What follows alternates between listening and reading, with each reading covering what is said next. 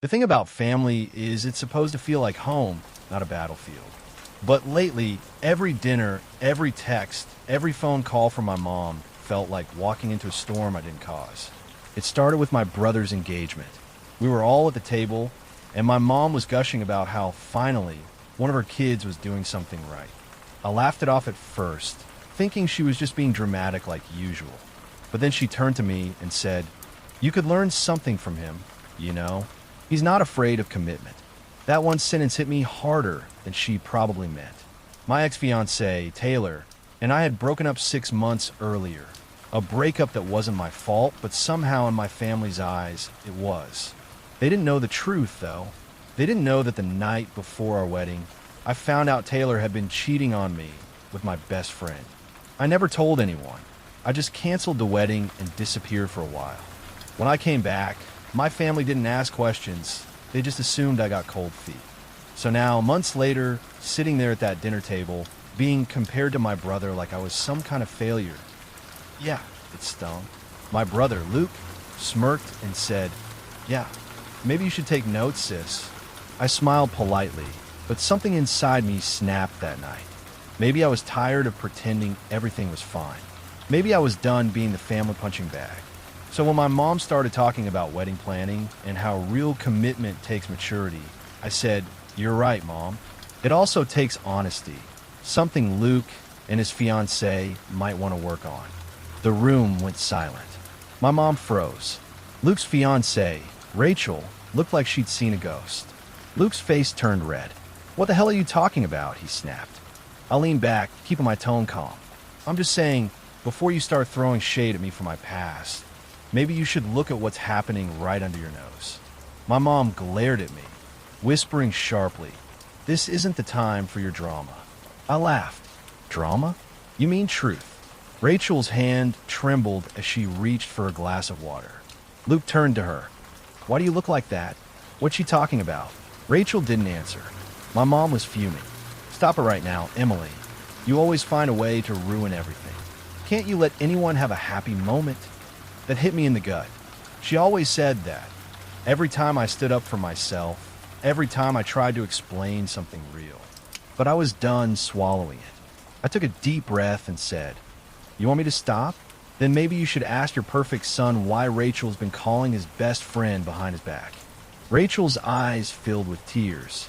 "Emily, please," she whispered. Luke slammed his hand on the table. "You're lying." But he didn't sound sure. I stood up. "I wish I was." And then I left. For the next few days, my phone didn't stop buzzing. Mom called, Luke called, even Rachel texted me.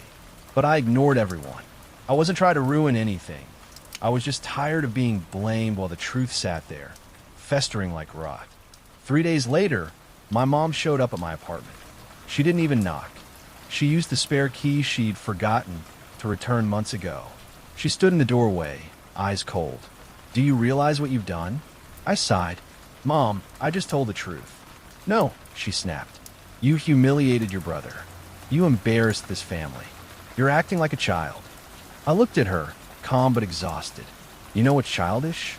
Pretending everything's perfect while people lie and cheat and act like it's fine. She shook her head. "You always twist things so you look like the victim." That word, victim, hit hard. "I'm not a victim," I said quietly. "I'm just someone who's tired of pretending things are fine when they're not." She crossed her arms. Rachel's been crying nonstop. Luke's furious. "You've destroyed his relationship." If the truth destroyed it, maybe it wasn't that solid to begin with. Mom didn't say anything. For a moment, her expression softened. But then she muttered, "You've always been jealous of him." That did it. Jealous. I repeated. Of what? Of being your golden child who gets away with everything? Of watching you defend him no matter what he does? No, Mom, I'm not jealous. I'm just tired. She stared at me for a long time before saying, "You need help, Emily." And then she left. Later that night, Rachel texted me, "Can we talk? Please." I didn't mean for any of this to happen. I hesitated before replying. I didn't know if I wanted to get involved any more than I already was. But something in her message felt desperate. So I said yes. We met at a small cafe the next morning. Rachel looked exhausted. Red eyes, trembling hands, the works. She said quietly, "You were right. I did talk to Luke's best friend, but it's not what you think." I frowned. "Then what is it?" She looked down at her coffee. "He kissed me. It was months ago, before Luke proposed. I didn't tell Luke because I thought it meant nothing. But he found out, and he made me promise to keep it quiet. He said if Mom found out, it would ruin everything. That was worse than I expected. So he knew. I asked. She nodded. He knew, but he wanted to pretend it never happened. I rubbed my temples. Then why act like I'm the problem? Rachel's voice cracked. Because he said you'd tell the truth eventually. He said you couldn't help it. I laughed bitterly. He's right about that, at least. She started crying again. I love him, Emily. I really do. But I don't know who he is anymore. I can't handle all the lies. For the first time, I felt sorry for her. She wasn't innocent, but she wasn't malicious either. Just trapped. Then tell Mom, I said. Tell her everything. Rachel shook her head. She won't believe me. She worships him. That, sadly, was true. We sat there for a long time. I didn't know how to fix any of it. But one thing was clear. I wasn't going to be the family scapegoat anymore. 2 nights later, Mom called again. I ignored it. Then Luke called. Then Rachel. Finally, Luke texted me. I'm coming over. We're talking. Don't lock the door. I sighed. This was going to be bad. When he arrived, he looked angry but not as furious as before. More like defeated. He sat down and said, "You really don't know when to stop, do you?" I crossed my arms. I didn't lie, Luke. He sighed. You always have to make things about you. Always. That's when something inside me snapped again. But this time, it wasn't anger. It was exhaustion. Do you even hear yourself? I said quietly. You cheat on your fiancée, make her lie for you. And somehow, I'm the selfish one. You've been the golden boy your whole life, Luke. You've never had to take responsibility for anything. He looked at me, his face red. You're insane. Maybe, I said, but at least I'm honest. He stood up, muttering something under his breath before storming out. I sat there alone for a long time after that, wondering if telling the truth was worth it. It felt like I'd burned every bridge, but maybe that's what had to happen for me to finally walk free. The morning after Luke stormed out of my apartment, I woke up to about 20 missed calls and a dozen texts. Half were from Mom, half from Rachel. My heart sank when I saw Rachel's last message. Just 3 words. He called off everything. I didn't know if I should feel guilty or relieved. I stared at the text for a long time, rereading it until my chest started to ache. I didn't want to ruin anyone's relationship. I just wanted the truth out in the open. But now that it was, everything felt heavier, quieter too. Before I could even think about replying, my doorbell rang. When I opened the door, Mom was standing there, again. Her eyes were puffy, her hair pulled back, and she looked like she hadn't slept all night. Can we talk? She asked, voice shaking. I stepped aside and let her in, bracing myself for another round of accusations. She sat down slowly and said, Luke came home last night, and he told me everything. Everything. That word, everything, made my stomach twist. He admitted it. I asked carefully. Mom nodded, looking down at her hands. He said he messed up, that he asked Rachel to keep quiet because he didn't want to lose her. But he said you went too far. I laughed bitterly. Of course he did. Mom's eyes flicked up, tired and wet. Emily, I'm not saying you were wrong, but the way you did it, at dinner, in front of everyone, she trailed off. It broke him. Good, I said flatly. Maybe breaking is what he needed to start taking responsibility. She looked at me, surprised by my calmness. For a long moment, we just sat there in silence. Then she whispered, You remind me of your father. You know that? That hit me harder than she probably intended. My dad left when I was 15. He and Mom fought constantly, and one morning, he just didn't come back. She used to tell us he was weak, that he ran away when things got hard. So hearing her compare me to him now felt like a knife. I guess honesty runs in the family, I said quietly. She sighed, rubbing her temples. You always have to have the last word. No, I said, my voice breaking. I just never get the chance to have the first one. She froze, her eyes softening for a split second. Then she stood up. I came here hoping we could fix things, but I can see you're still angry. I'm not angry, I said. I'm hurt. There's a difference. She looked away, grabbed her purse, and left without saying another word. After she left, I just sat there on the couch, staring at nothing. My phone buzzed again, another message, this time from Rachel. Can we meet one last time? Part of me didn't want to. I'd done enough damage already. But something in that message felt final, like she needed closure. So I agreed. We met at the same cafe as before. It was raining this time, the kind of steady drizzle that made the world feel slower. Rachel looked worn out. Dark circles, tear-streaked cheeks, hair pulled back in a messy bun. She gave me a tired smile. Thank you for meeting me, she said softly. I nodded. How are you holding up? She exhaled shakily. Not great. Luke's angry, your mom's angry, and I just feel empty. I sipped my coffee, unsure what to say. I keep thinking about everything, she continued. How it all spiraled. The kiss, the lies, the pretending. I thought if I ignored it, it would disappear. She looked at me, eyes glossy. But it doesn't go away. The guilt just grows. I nodded slowly. That's how truth works. It doesn't disappear just because you close your eyes. She smiled weakly. You sound like a therapist, or someone who's been there, I said quietly.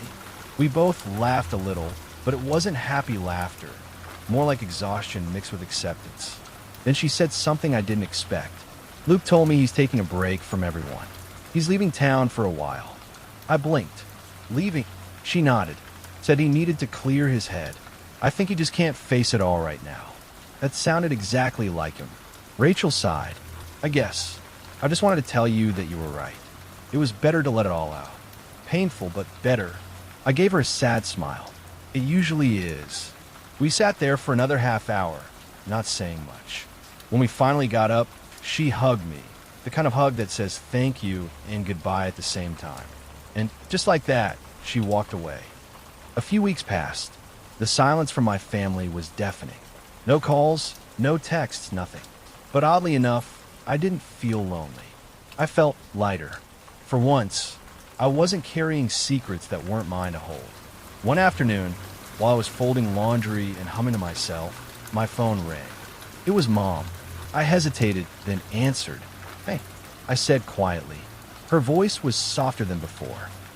Suadia, how are you? That one small sweetie nearly broke me.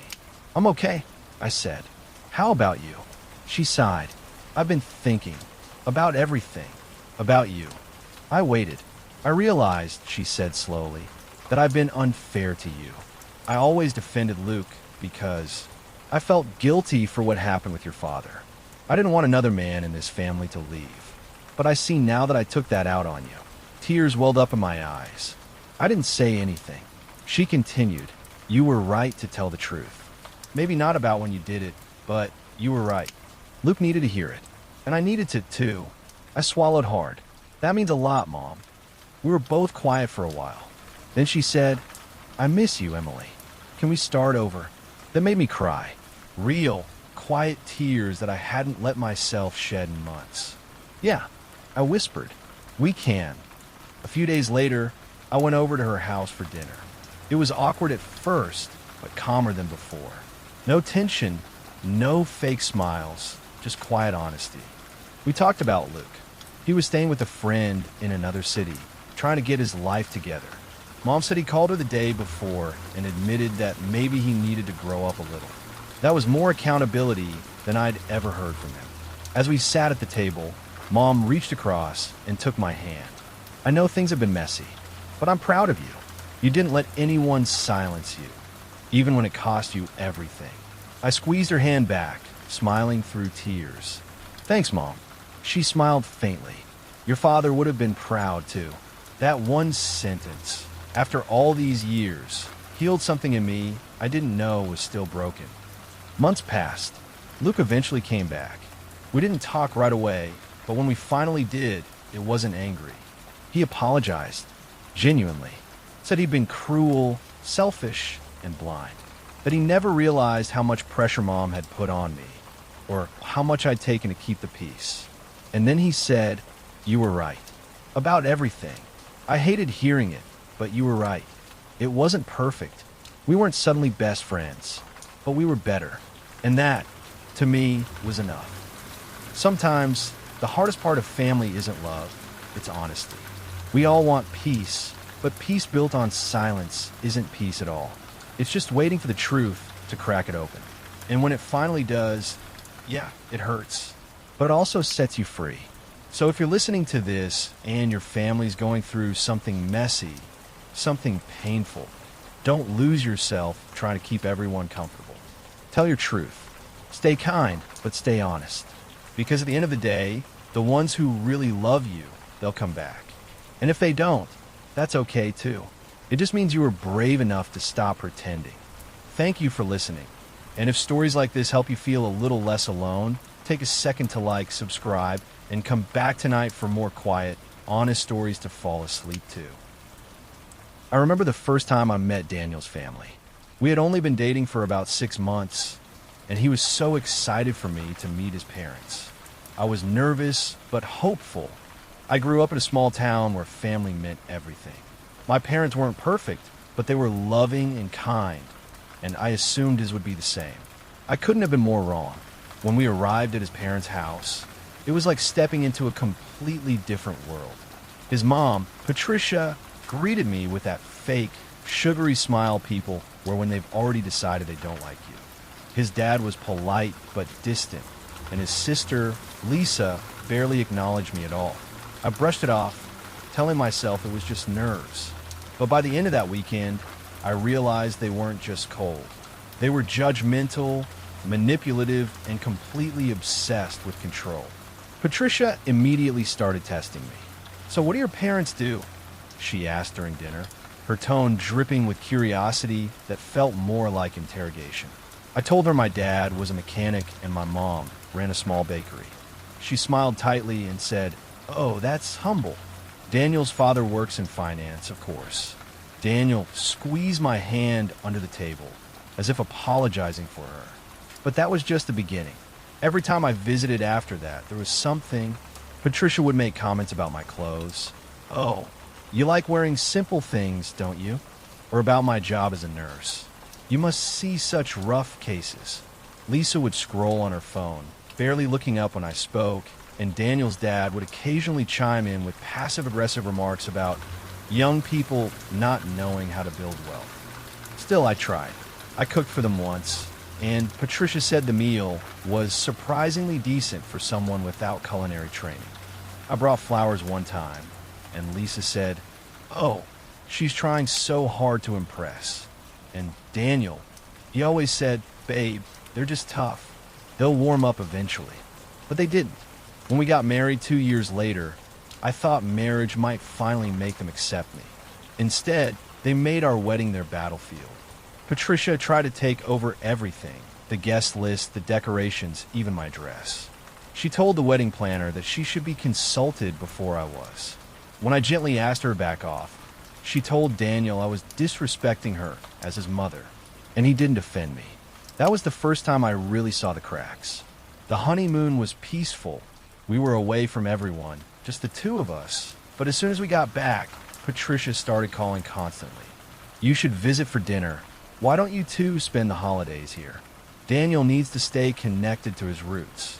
It never stopped. I suggested we split holidays between our families. Patricia called me selfish.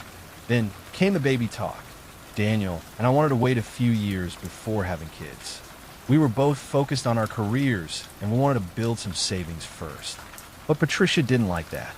She said, "You're depriving me of grandchildren," and even joked, though it didn't sound like a joke, "If you wait too long, maybe Daniel will have to find someone else to give them to him." That was the first time I raised my voice at her. She gasped, clutching her pearls like I cursed at her, and Daniel rushed to her side instead of mine. I remember standing there, shaking, watching the man I loved comfort the woman who just insulted me. That night, we fought. He said, "You can't talk to my mom like that." I said, "Then she can't talk to me like that either." He didn't respond. He just went silent, his go-to defense whenever he didn't want to take sides. Over the next year, I started feeling more and more like a stranger in my own marriage. Every time his family called, Daniel's mood changed. He'd get quiet, distant, sometimes irritated with me for no reason. I started dreading weekends because it usually meant we were expected to drop by their house. And every visit was a new form of emotional torture. One Sunday, Patricia accidentally mentioned to Daniel's ex-girlfriend, who was somehow still invited to family dinners, that Daniel and I were having trouble conceiving. I hadn't even told anyone we were trying. I sat there in disbelief as this woman looked at me with pity and Daniel just stared at his plate. After that, I stopped going altogether. Patricia called me ungrateful. Lisa said I was trying to isolate Daniel from his family. Daniel told me I was overreacting. Then came the breaking point. It was Daniel's birthday last year. Patricia insisted on hosting a family dinner, even though I'd already planned something special for him at home. He said, "Let's just go for an hour, babe. Please." Against my better judgment, I agreed. The dinner started off tense, but civil, until Patricia brought out an old photo album. She started flipping through it, showing pictures of Daniel with his ex. "Oh, look at this one," she said, smiling. "You two were so cute together. Remember that trip to Florida? I felt like I'd been punched." I quietly excused myself and went to the bathroom to breathe. When I came out, they were all laughing at me. Lisa said, "She's sensitive, huh?" And Patricia said, "Well, not everyone's cut out for family gatherings." Something inside me snapped. I looked at Daniel, expecting him to finally stand up for me. He didn't. He just sat there, frozen, pretending this was all fine. I said, "You know what? Enjoy your dinner," and walked out. I drove home in silence, shaking the whole way. When Daniel came home hours later, he said, "You embarrassed me." That was the night I realized I was done trying. I told him, "If you can't protect me from them, then I'll protect myself by walking away." He stared at me like I just threatened his whole world. "You're seriously leaving me over my family?" he asked. I said, "No, Daniel. I'm leaving because of you." He begged me to stay, said he'd talk to them, but it was too late. I'd spent years shrinking myself, walking on eggshells, trying to fit into a mold I never agreed to. And now, I live alone in a small apartment. It's quiet, peaceful. He still calls sometimes, says his mom misses me, that she didn't mean any of it. But I know better. People like Patricia don't change. The other night, I got a message from Lisa. It said, "You broke him." I deleted it without replying, because for once in my life, I chose myself. And I'm not sorry. The first few weeks after I left Daniel felt like I was living underwater. Everything was quiet, heavy, and strangely slow. I didn't cry right away. I think I was too numb to. I'd packed my things in silence that night. Just the sound of my suitcase zipping shut and Daniel's voice trembling in the background, asking me not to go. He kept saying, "We can fix this," but I didn't even know what this was anymore. Was it our marriage? His loyalty to his family? Or the person I'd turned into while trying to keep everyone happy except myself?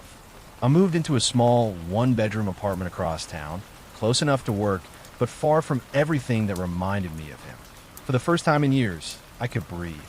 No one criticizing my clothes. No silent dinners filled with judgmental stares. Just peace. But peace, I learned, has its own kind of loneliness. I'd sit by the window most nights, listening to the rain or traffic, wondering if he was thinking about me.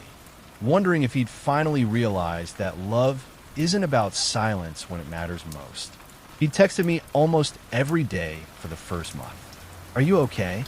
Can we talk? Mom said she's sorry. Please don't do this." I ignored most of them, not because I didn't care, but because every word from him reminded me how much I'd begged him to see me, to really see me when it mattered. One evening, after a long shift at the hospital, I came home and found a letter slid under my door. It was from Daniel. He'd written, "I know I failed you. I didn't protect you when I should have. I kept choosing peace over you, and I get it now. That wasn't peace, it was cowardice. I just want to talk. No family, no drama, just you and me. Part of me wanted to throw it away. But another part, the part that still remembered his warmth, his laugh, the man I fell in love with, wanted closure. So I agreed to meet. We met at a small cafe downtown, the same one where we'd had our first date. He looked different, tired, thinner, like life had lost some of its color. He smiled softly. "You look good," I said. "You look like you haven't slept." He laughed quietly. "That's accurate." For a while, we just sat there, sipping coffee like strangers who used to know each other's secrets. Then he said, "Mom and Lisa aren't talking to me anymore. They said I betrayed them because I didn't beg you to come back." I stared at him. "And what did you say?" He looked down. "That I chose you too late." For a moment, my heart softened. But then he said something that froze me. "I just wish you could have stayed. Maybe they would have come around eventually." And there was again, the same blind hope that things would magically fix themselves if I kept suffering long enough. I said, "Daniel, they never wanted to come around. They wanted control. They wanted me quiet, obedient, and invisible. And you wanted peace, not truth. That's why we're here." He nodded slowly, tears in his eyes. "I know. I just didn't realize how much it was costing you." We talked for hours about what went wrong, what we could have done differently, how love sometimes isn't enough when one person keeps choosing comfort over courage. When I finally stood up to leave, he said, "Do you still love me?" I hesitated, because the answer wasn't simple. I did, but not in a way that meant I could go back. "I'll always care about you," I said. "But I love the version of us that existed before they made me feel like an outsider in my own marriage." He just nodded. "I understand." And that was the last time I saw him. Months passed. Seasons changed. I started finding joy in small things again. Quiet mornings, fresh coffee, patients who smiled when they got better. I even started therapy, which helped me see just how much I'd lost trying to keep someone else's family happy. One day, my therapist asked me, "Do you think Daniel ever really saw what his family did to you?" I said no, but I think he sees it now. And maybe that's enough. Because forgiveness isn't about pretending it didn't hurt. It's about accepting that you can't rewrite the story, only close the chapter. A few months later, I ran into Lisa at the grocery store. She was alone. No mother, no entourage, just her. She froze when she saw me, like she wasn't sure whether to speak. Then she said quietly, "Daniel moved out of state. Said he couldn't stay near Mom anymore." I was surprised. "Really?" She nodded. "Yeah." He said it reminded him too much of how he lost you. I didn't know what to say. For the first time, Lisa's tone wasn't smug or cruel. It was almost regretful. Then she said, "Mom's been trying to call him every day. He doesn't answer. Maybe she finally pushed him too far." I didn't feel satisfaction, just a deep, quiet sadness. Because in the end, no one really won. We all just broke in different ways. A year later, I got a small box in the mail. No return address, but the handwriting was unmistakable. Inside was a photo, the two of us on our honeymoon, smiling on a quiet beach. On the back, Daniel had written, "Thank you for teaching me what love is supposed to feel like, even if I learned it too late." I cried for the first time in months. Not because I wanted him back, but because I finally understood something important. Sometimes walking away doesn't mean you stop loving someone. It means you finally started loving yourself. That night, I sat by my window again, listening to the rain. But this time, it didn't sound lonely. It sounded peaceful, like closure. And before going to bed, I whispered softly to myself, "You did the right thing." Because I did. If you made it this far, thank you for listening to my story. Life after heartbreak isn't easy, but peace is worth every ounce of pain it takes to find it. If you enjoy stories like this, quiet, emotional, and real, don't forget to subscribe. It helps more than you know, and it means you'll never miss the next story when you're trying to fall asleep. Good night, and take care of your heart. I always thought love was supposed to make you feel safe. But when I think about how it all started with Ryan, I realize I mistook comfort for safety. He wasn't the loud, charming type that sweeps you off your feet. He was the quiet kind, the kind who made you feel seen without trying too hard. We met in college. He was 2 years older, studying engineering, and I was this messy literature major who spent more time writing stories than paying attention in class. The first time we talked, it was because he helped me pick up my coffee after I spilled it all over my notes. He laughed softly, handed me a napkin, and said, "You look like you need a do-over." From that day, we were inseparable. The kind of couple that people rolled their eyes at because we were too close, too perfect, too synced. We talked about everything. Our childhoods, our fears, even our dreams of living somewhere quiet, near the mountains maybe, where weekends meant pancakes and hiking trails. I remember thinking, this is it. This is the kind of love my mom always told me about. Patient, warm, and safe. But safe doesn't always mean honest. We got married after 5 years together. It wasn't a big wedding, just close friends and family in a small garden. My mom cried the entire time, saying she'd never seen me smile like that. I believed it was forever, and for a while, it really did feel like that. Until she came back. Her name was Emily. Ryan had mentioned her before, once, maybe twice, as an old friend from college. He said they dated for a little bit, but it didn't mean much. I didn't think anything of it. We all have pasts. Then, about 2 years into our marriage, she moved back to town. I only found out because Ryan told me he was grabbing lunch with a friend from work. Except the friend turned out to be Emily. I remember that day vividly. I was folding laundry when his phone buzzed on the couch. I never checked his phone before. Not because I didn't trust him, but because I didn't want to be that person. But when I saw her name flash across the screen with a heart emoji next to it, my hands froze. It said, "See you soon, smiley face, can't wait to catch up." I stared at it for a solid minute before setting the phone down, trying to convince myself it was innocent. Maybe she was just friendly. Maybe he just forgot to mention the name. When he got home, I asked, "How was lunch with your friend?" He smiled casually, hanging his jacket. "Good, yeah. It was nice catching up." I asked with who. He hesitated just long enough. "Emily," he said. "You remember her?" And just like that, something inside me shifted. I didn't say much then. I just nodded, smiled, and went back to folding clothes. But that night, I couldn't sleep. Because if it was truly nothing, why lie about her name at first? A week later, she started showing up more. I'd hear her name in passing. Emily said this. Emily just got promoted. Emily recommended this restaurant.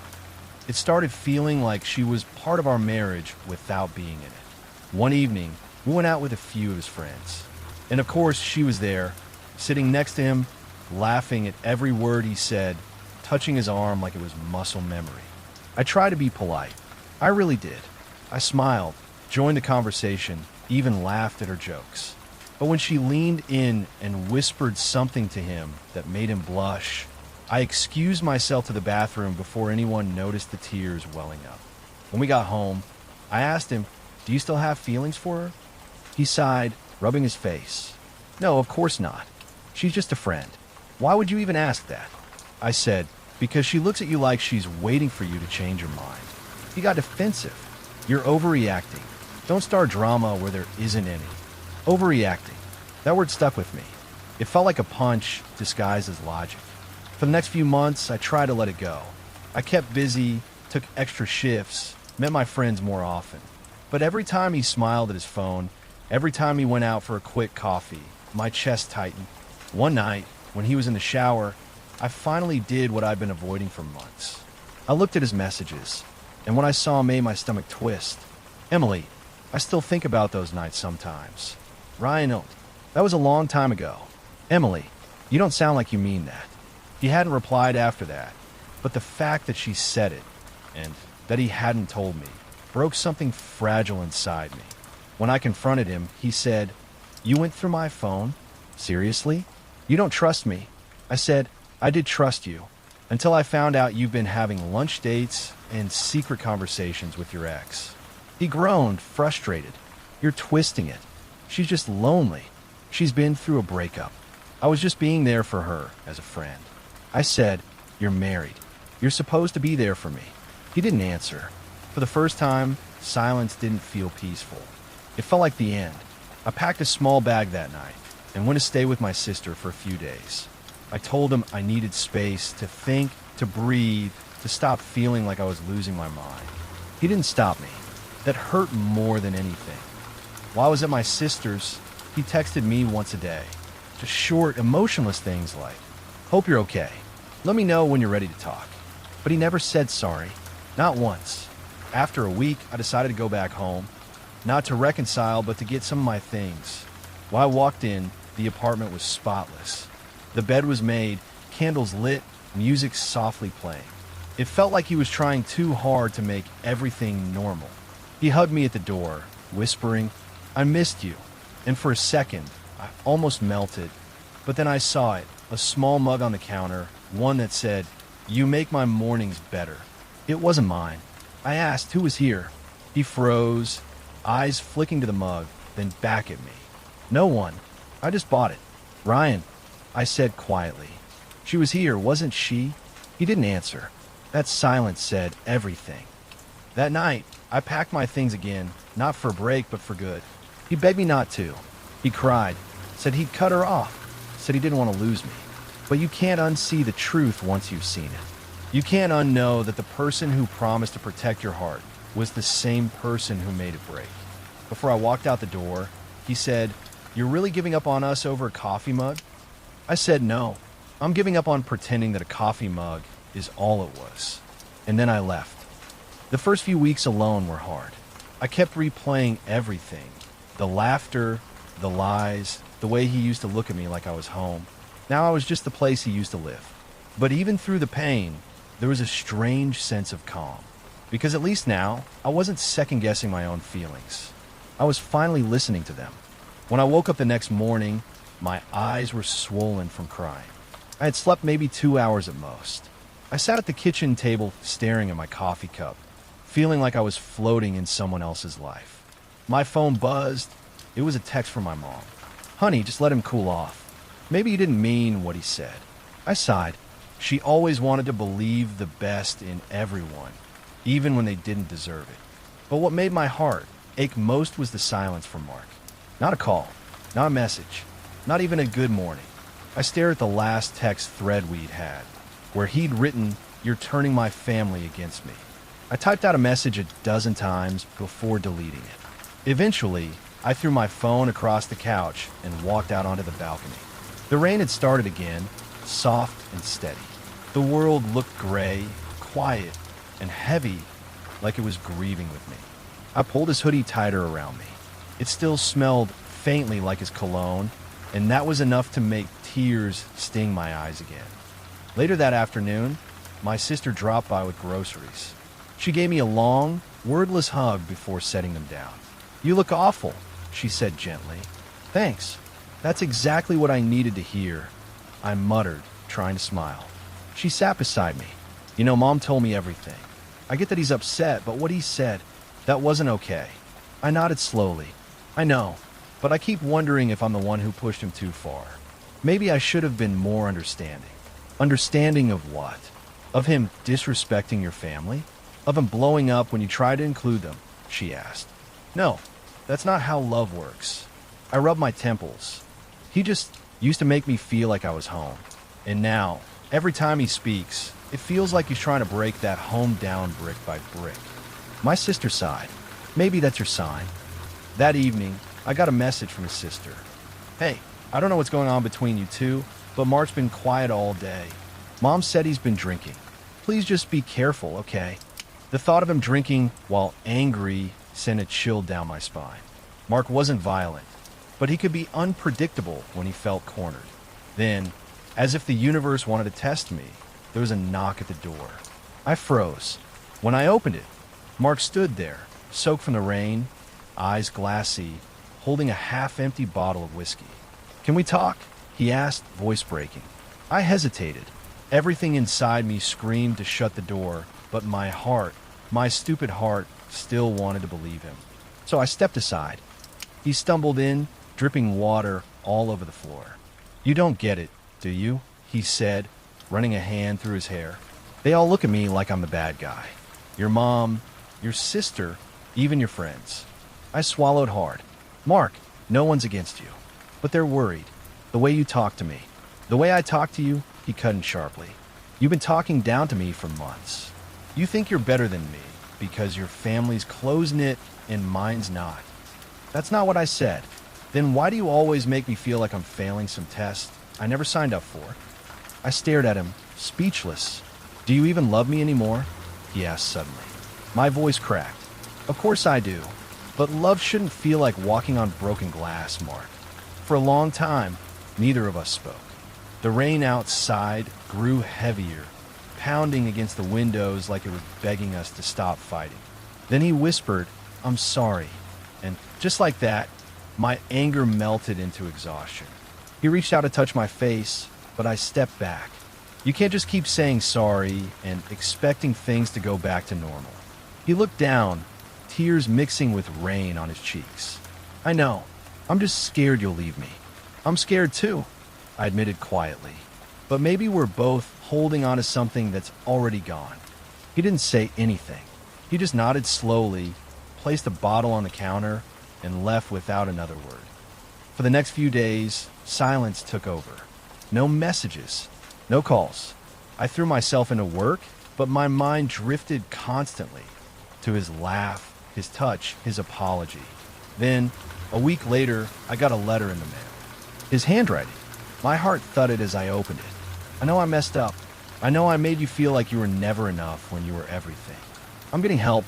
Therapy, I swear. I don't expect you to forgive me, but I want you to be happy, even if it's not with me. You deserved better than the man I became. Tears blurred the words. That night, I sat outside listening to the rain again, holding the letter like it was both poison and medicine. For the first time in a long while, I didn't feel angry or guilty, just sad. Sad that love could start like fire and end like smoke. Months passed. I focused on myself, slowly rebuilding the pieces of me that I had lost. I reconnected with old friends, took long walks, even started therapy myself. One evening, while walking home from work, I saw him across the street. He looked healthier, calmer. He smiled faintly, like he didn't know if he should wave. So I did, and in that small, wordless exchange, there was peace. While I got home, I brewed tea, wrapped myself in a blanket, and sat by the window, listening to the rain again. It was still falling softly, the same sound that once carried our pain, but now felt like healing. I whispered to myself, I hope you're okay, Mark. And for the first time, I truly meant it. Love doesn't always end with hate. Sometimes, it just ends quietly, like the rain finally stopping after a storm. If you stayed till the end, you probably felt that storm too. So before you drift off to sleep, hit that subscribe button and stay for more stories like this. Calm, emotional, and real, just like life. I never thought love could make you feel both alive and hollow at the same time. But that's exactly what happened with me and Caleb. We met at a mutual friend's wedding. He was the groom's cousin, tall with that kind of quiet charm that makes you forget what you were about to say. We ended up at the same table, and after a few awkward jokes and shared glances, I realized I was smiling more than I had in months. He wasn't loud or flashy. He was gentle, thoughtful, the kind of guy who listened when you spoke and made you feel like your words mattered. By the end of the night, when he asked for my number, it felt natural, like it was supposed to happen. The first few months were magical. Long drives with music humming softly, late-night talks about childhood dreams, impromptu dinners at random diners where we laughed until closing time. He was my calm in a world that felt constantly loud. But looking back now, I think that calm came at a price. Because the more comfortable I got, the more I ignored the little things, the small cracks that over time turned into fault lines. It started subtly. Caleb didn't like it when I spent too much time on my phone while we were together. You're here with me, he'd say, not with the world. I thought it was sweet at first. He wanted my attention. But then it became comments about my friends. Do you really trust them? Why do they need to know everything about us? Soon after, it turned into quiet disapproval whenever I mentioned going out without him. It's not that I don't trust you, he'd say. I just don't trust people around you. And each time, he'd hold my hand and apologize right after, making me feel like I was the one overreacting. I kept telling myself, he's just protective. But deep down, I knew protectiveness shouldn't feel like a cage. One night, we were sitting on the couch, watching the rain outside. I loved rain. It always made me feel safe. Caleb turned to me suddenly and asked, "Do you think you'll ever get tired of me?" The question caught me off guard. "No," I said softly. "Why would you think that?" He shrugged. "You're so bright, Maya. Everyone notices you. I'm just scared you'll wake up one day and realize I'm not enough." I smiled and kissed him, whispering, "You are enough." But that night, long after he fell asleep, I stared at the ceiling thinking, what if he's right? Things got worse when my best friend, Laura, came back into town. She and I had been inseparable in college, but distance and jobs had pulled us apart. When she called to meet, I was ecstatic. Caleb, however, wasn't thrilled. "Laura," he said, raising an eyebrow. "Wasn't she the one who always dragged you into trouble?" "She was my best friend," I said firmly. "I haven't seen her in years." He sighed. "Fine, but don't stay out too late." I brushed it off, kissed him on the cheek, and went to meet Laura. The evening was pure joy, catching up on everything, laughing about old memories, sharing the pain of growing up. For the first time in months, I felt light. When I got home, Caleb was sitting on the couch, expression unreadable. "You didn't text me once," he said quietly. "I was catching up." "With what?" "A life you used to have." I frowned. "Caleb, what's that supposed to mean?" He shook his head. "Nothing. I thought you'd care enough to let me know you were safe." I apologized, even though I hadn't done anything wrong, because that's what love had turned into, me constantly trying to keep the peace. Weeks turned into months, and the distance between us grew invisible but heavy. He'd say things like, "You've changed," or "You don't look at me the same anymore." And I'd wonder if maybe I'd changed. Maybe love really does shift slowly, quietly, until one day you wake up and it doesn't fit the same way.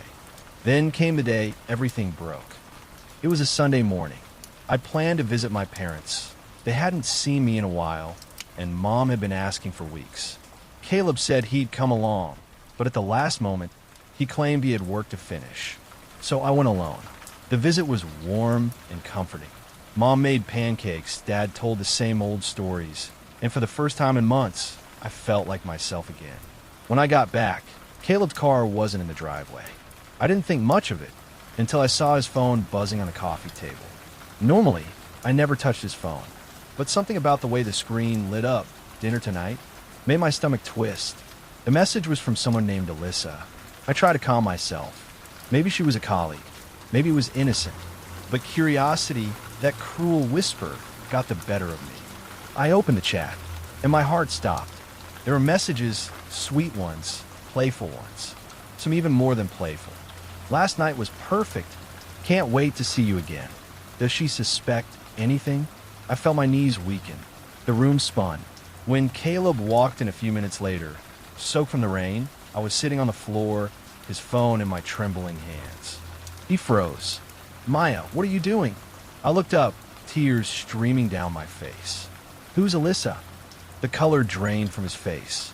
For a long moment, neither of us spoke. The rain hammered against the windows, echoing my heartbeat. Finally, he whispered, "It's not what you think." "Then tell me what it is." I shouted, voice cracking. He rubbed his face, sighing. "She's just someone I met at work. It got out of hand. I didn't mean for it to happen." I cut him off standing now. "You lied to me. You made me question myself, Caleb. And all this time, you were seeing someone else." He looked desperate. "I didn't sleep with her." "But you wanted to," I said quietly. He couldn't look me in the eyes. That was all the answer I needed. The argument that followed was messy, loud, broken, full of tears and words we could never take back. I told him I couldn't trust him anymore. He told me I was too emotional, that I was overreacting. In the end, I grabbed my coat and left, not caring where I was going. I walked for what felt like hours through cold rain, until I found myself at Lara's doorstep. She opened the door and took one look at me, wet hair, red eyes, and pulled me into a hug. I didn't say a word for a long time. I just cried, and when I finally spoke, all I could say was, "He broke me." She whispered, "No, Maya. He didn't. He just reminded you how strong you are without him." But I didn't feel strong. I felt shattered. That night, lying on Lara's couch, listening to rain hit the windows, I stared into the dark and whispered to myself, I can't go back. Even if he begged, even if he changed, something inside me had cracked, and no amount of sorry could fix it. Still, deep down, part of me missed him already. Because love, no matter how painful, doesn't disappear overnight. It lingers in the rain, in the silence, in the empty spaces he used to fill. And I knew the hardest part wasn't ending things. It was learning how to stop loving him. I didn't go back to our apartment that night, or the next. Laura practically forced me to eat something, made me tea, and kept the lights dim because she knew I hated the glare. The first 2 days felt like walking through fog. Every sound too sharp, every memory too loud. I kept replaying our last fight in my head like a song I couldn't stop. His voice, his face, that look of guilt mixed with fear. The way he said, I didn't mean for it to happen. I wanted to scream, to throw something. But mostly, I wanted to understand why. Why do people hurt the ones who trust them most? By the third morning, I finally turned my phone back on. There were 12 missed calls, 7 voicemails, and dozens of messages from Caleb. Please just talk to me. You're misunderstanding everything. I love you, Maya. Don't throw us away. I made a mistake. Each one chipped away at my anger just a little, until guilt started to mix with the pain. But Laura noticed me scrolling, grabbed my phone, and said firmly, No, don't reply. Not yet. I just want to know why. I whispered. She looked at me sadly. You won't get closure from the same person who broke you. Her words hit hard, because she was right. A week passed before I finally went home. Not to stay, but to pack. When I walked into the apartment, it smelled like him. Coffee, laundry detergent, that faint trace of his cologne. My chest tightened instantly. The place was quiet except for the soft hum of the fridge. I went to our bedroom, where the sheets were still messy from the morning I left. On the nightstand, there was a photo frame. Us at the beach, both smiling. It hurt to look at, but I didn't throw it away. I just turned it face down. Then, I started folding my clothes into boxes, one careful piece at a time. Each shirt, each sweater carried a memory, a laugh, a Sunday morning. Halfway through, I heard the door unlock. Caleb. He froze when he saw me, his eyes tired, face pale. You're here, he said softly. I just came to pack. I replied without turning around. Maya, please. Don't, I said, my voice trembling. Don't say my name like that. He took a step closer. I know I messed up. I know you don't owe me anything. But please, let me explain. I stopped folding. My hands were shaking. Explain what? That you got lonely? That I wasn't enough? No, he said quickly. You were too much. Too kind, too patient. I don't even know why I did it, Maya. It was like I wanted to feel wanted again, but by someone new. And that's not your fault. It's mine. He was crying now. Real tears. And that broke something in me all over again. Because I wanted to believe him. I wanted to fix it to go back to before. But the moment I looked at him, I saw every lie, every time I doubted myself because he made me feel like I was too emotional. So I shook my head. Love doesn't survive dishonesty. Not like this. He stepped closer, voice cracking. Can't we at least try? I took a deep breath. You already tried with someone else. That silence between us said everything words couldn't. After he left, I sat on the floor surrounded by half-filled boxes. The rain had started again, tapping gently on the window. I closed my eyes, letting the sound wash over me. It was the same rain that once made me feel safe in his arms, but now it just reminded me that even storms end eventually. And maybe that's what this was, a storm. One that had wrecked everything, but would someday pass. The weeks that followed were quiet, painfully quiet. I stayed at Lara's place for a while, went back to work, tried to rebuild a routine. But every night, when I lay down to sleep, I could still feel the ghost of him beside me. The way his arm used to fall over me, the way he breathed against my neck.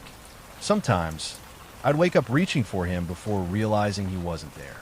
I tried everything: journaling, therapy, long walks. The therapist told me grief after betrayal was like grieving a death, except the person was still alive. That made sense, because I miss someone who was gone, but not gone enough. Still, healing has this strange rhythm. It doesn't move in a straight line.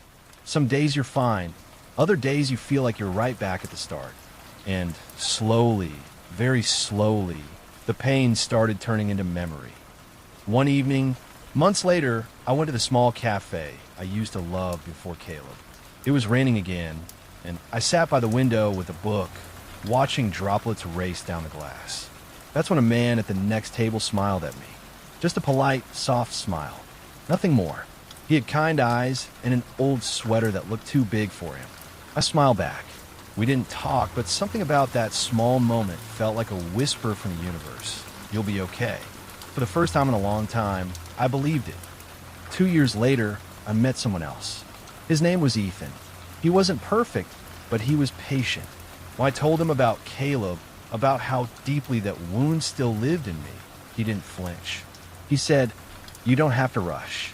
I'll walk as slow as you need." And that simple sentence did what time alone couldn't. It helped me start trusting again. We built something gentle, honest, and quiet.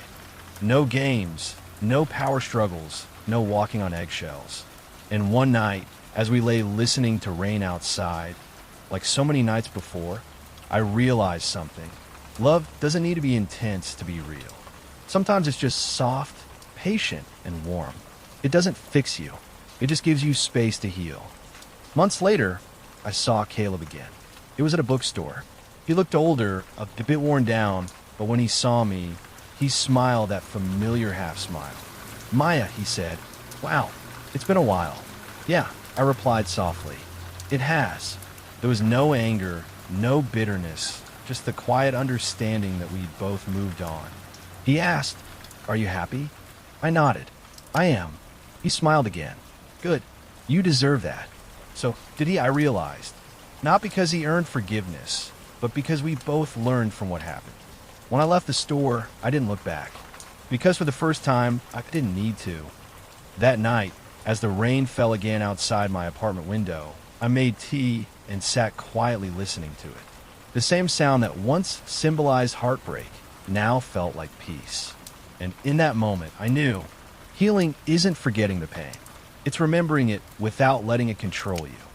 Love can break you, but it can also rebuild you in ways you never expected. If you're listening to this and your heart's still healing from someone who couldn't love you right, just know this. You will find peace again.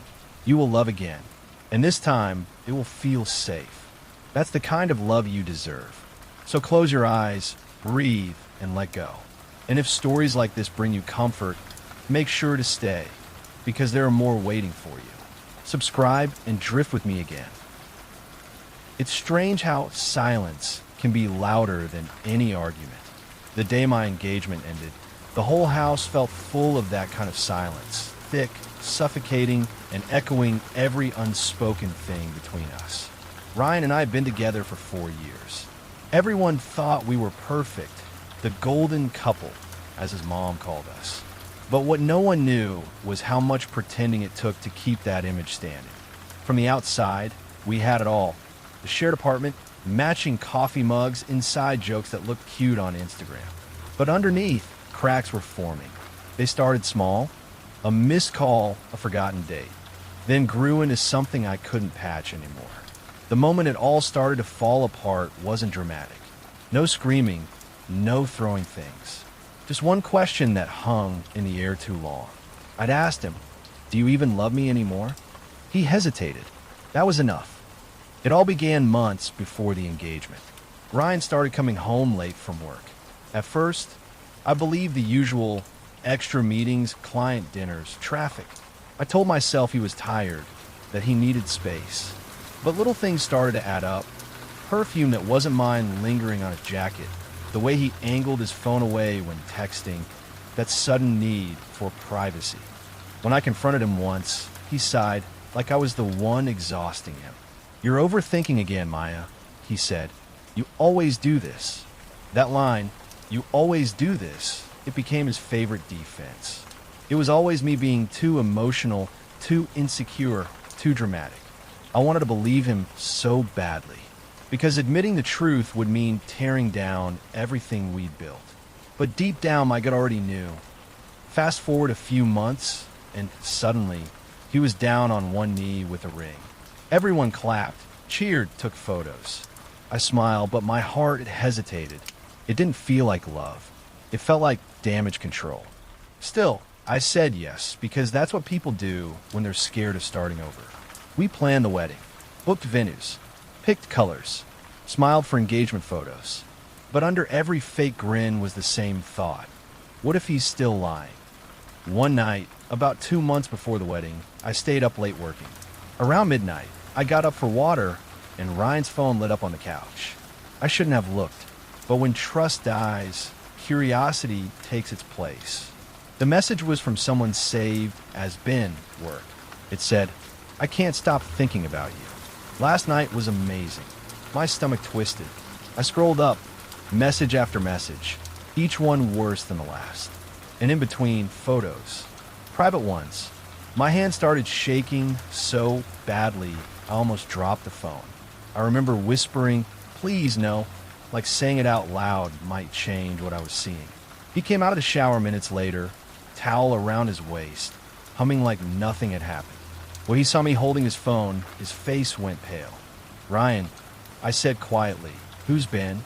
The silence that followed was longer than I could bear. Then he whispered, "It's not what you think. It's always not what you think." The fight that followed wasn't even about the cheating.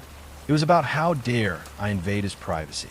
He turned it around so quickly, I almost doubted myself. He said, "You shouldn't have looked at my phone. That's not okay, Maya." And I said, "You slept with someone else." He ran his hands through his hair, frustrated. "I made a mistake, all right? It was just once. Just once." I laughed, that ugly kind of laugh that comes from pain. "You've been texting him for months." He didn't deny it, just stared at the floor. That night, I packed a bag. He didn't stop me. For weeks, he called, texted, sent flowers, letters, begged me to meet. I ignored everything. But the thing about love is, even when it hurts, it doesn't shut off overnight. Eventually, I agreed to talk. We met at our favorite park, the same place he'd proposed. It was raining lightly, the kind of rain that makes everything look softer, even heartbreak. He sat on the bench first, nervously rubbing his hands together. "I don't even know where to start," he said.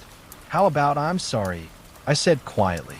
He looked up at me, eyes red. "I am. I really am, Maya. I was stupid. I didn't think. It meant nothing. Then why did you keep it going?" He hesitated, "Because I didn't feel like myself anymore. You were always doing everything, the apartment, the bills, the plans. You didn't need me." That sentence stung. "So you cheated because I was too independent?" "No," he said quickly. "I just felt small next to you." I stared at him. "You could have talked to me, Ryan. You could have said anything. But instead, you found someone else to make you feel better about yourself." He didn't answer, because deep down, he knew I was right. We sat there in silence as rain fell harder, soaking through our clothes. For a second, I thought maybe we could still fix it. Maybe love could overpower betrayal. But then he said, "Can we just start over?" And something in me broke for the last time. I shook my head. "We can't go back to something that doesn't exist anymore." He tried to grab my hand, but I pulled away. "Don't," I whispered. "You've taken enough." I walked away without looking back. That was a year ago. I called off the engagement, moved into a new apartment, started therapy, and rebuilt everything from scratch. My peace, my confidence, my sense of self-worth.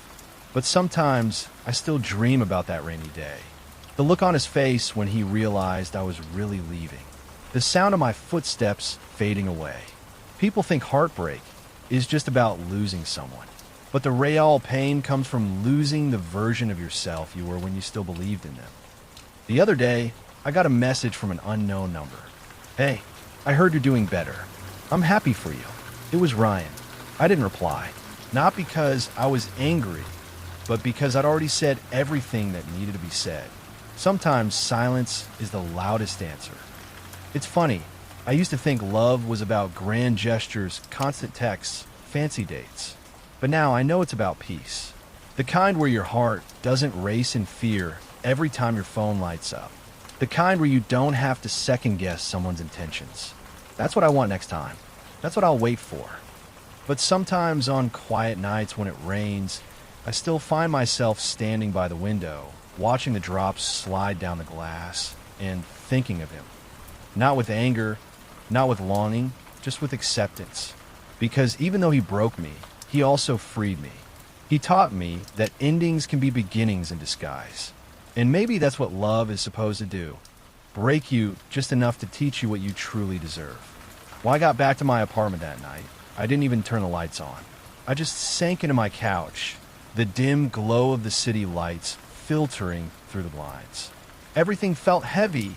My head, my chest, my thoughts. For the first time in years, I realized I was utterly, painfully alone.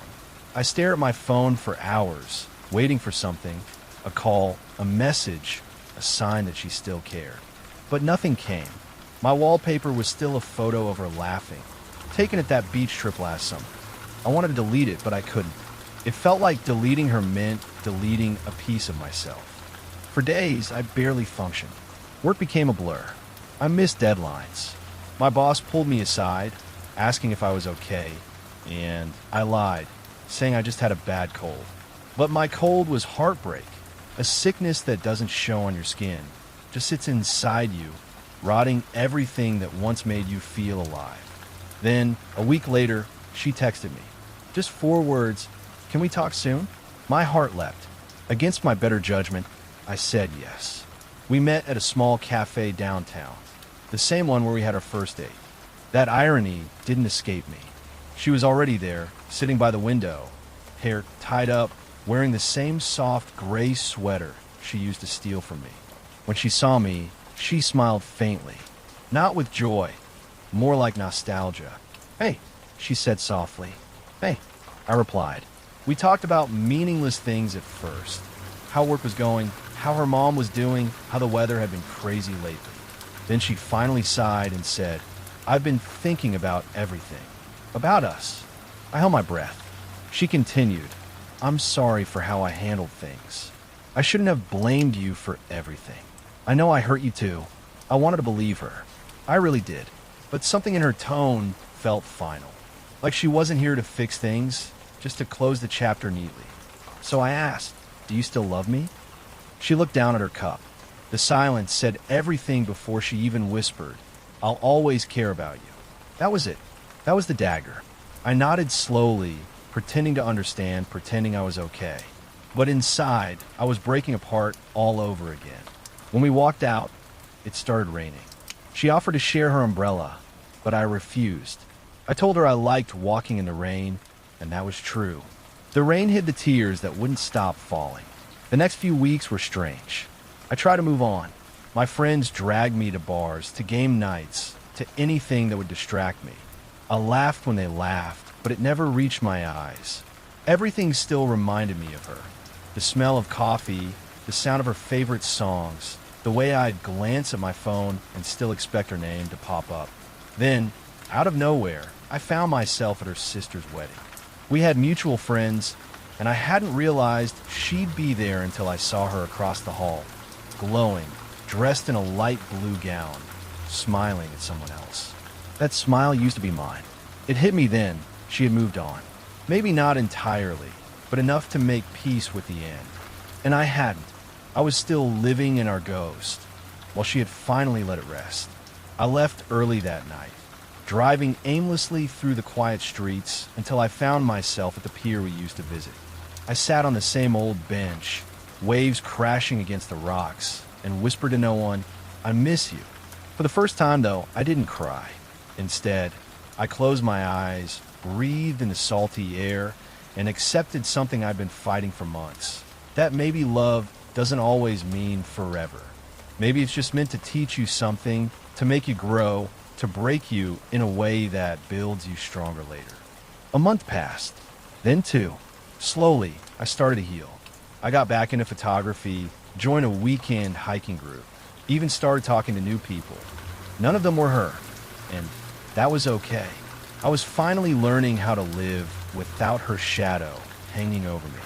Then one night, while organizing old files, I found a letter she had written me on our 1-year anniversary. It said, "If we ever fall apart, please remember, I loved you with everything I had." I smiled softly. It didn't hurt this time. I folded the letter back up, placed it in a box, and whispered, "I know." Because I did know, and maybe that was enough. Months later, I saw her again at a bookstore. We locked eyes briefly, shared a gentle smile, and that was it. No awkwardness, no pain, just quiet understanding. We didn't need to talk. We didn't need closure. The silence between us said it all, that we had loved deeply, lost painfully, but survived gracefully. I walked away lighter that day, realizing something beautiful. Sometimes, people aren't meant to stay. They're meant to shape you, and she did. If you've ever loved someone and had to let them go, know this. It's okay to grieve, to miss them, to wish things were different. But it's also okay to move forward, to find peace, and to love again someday. Because even after heartbreak, life doesn't end. It just begins again, quietly, slowly, beautifully. And if this story touched you, don't forget to subscribe for more calm, emotional stories like this one. Stories that heal, stories that help you sleep, and stories that remind you that even pain can be peaceful when shared together. I used to think my marriage was unbreakable. For nearly 12 years, Emma and I built a life that everyone around us envied.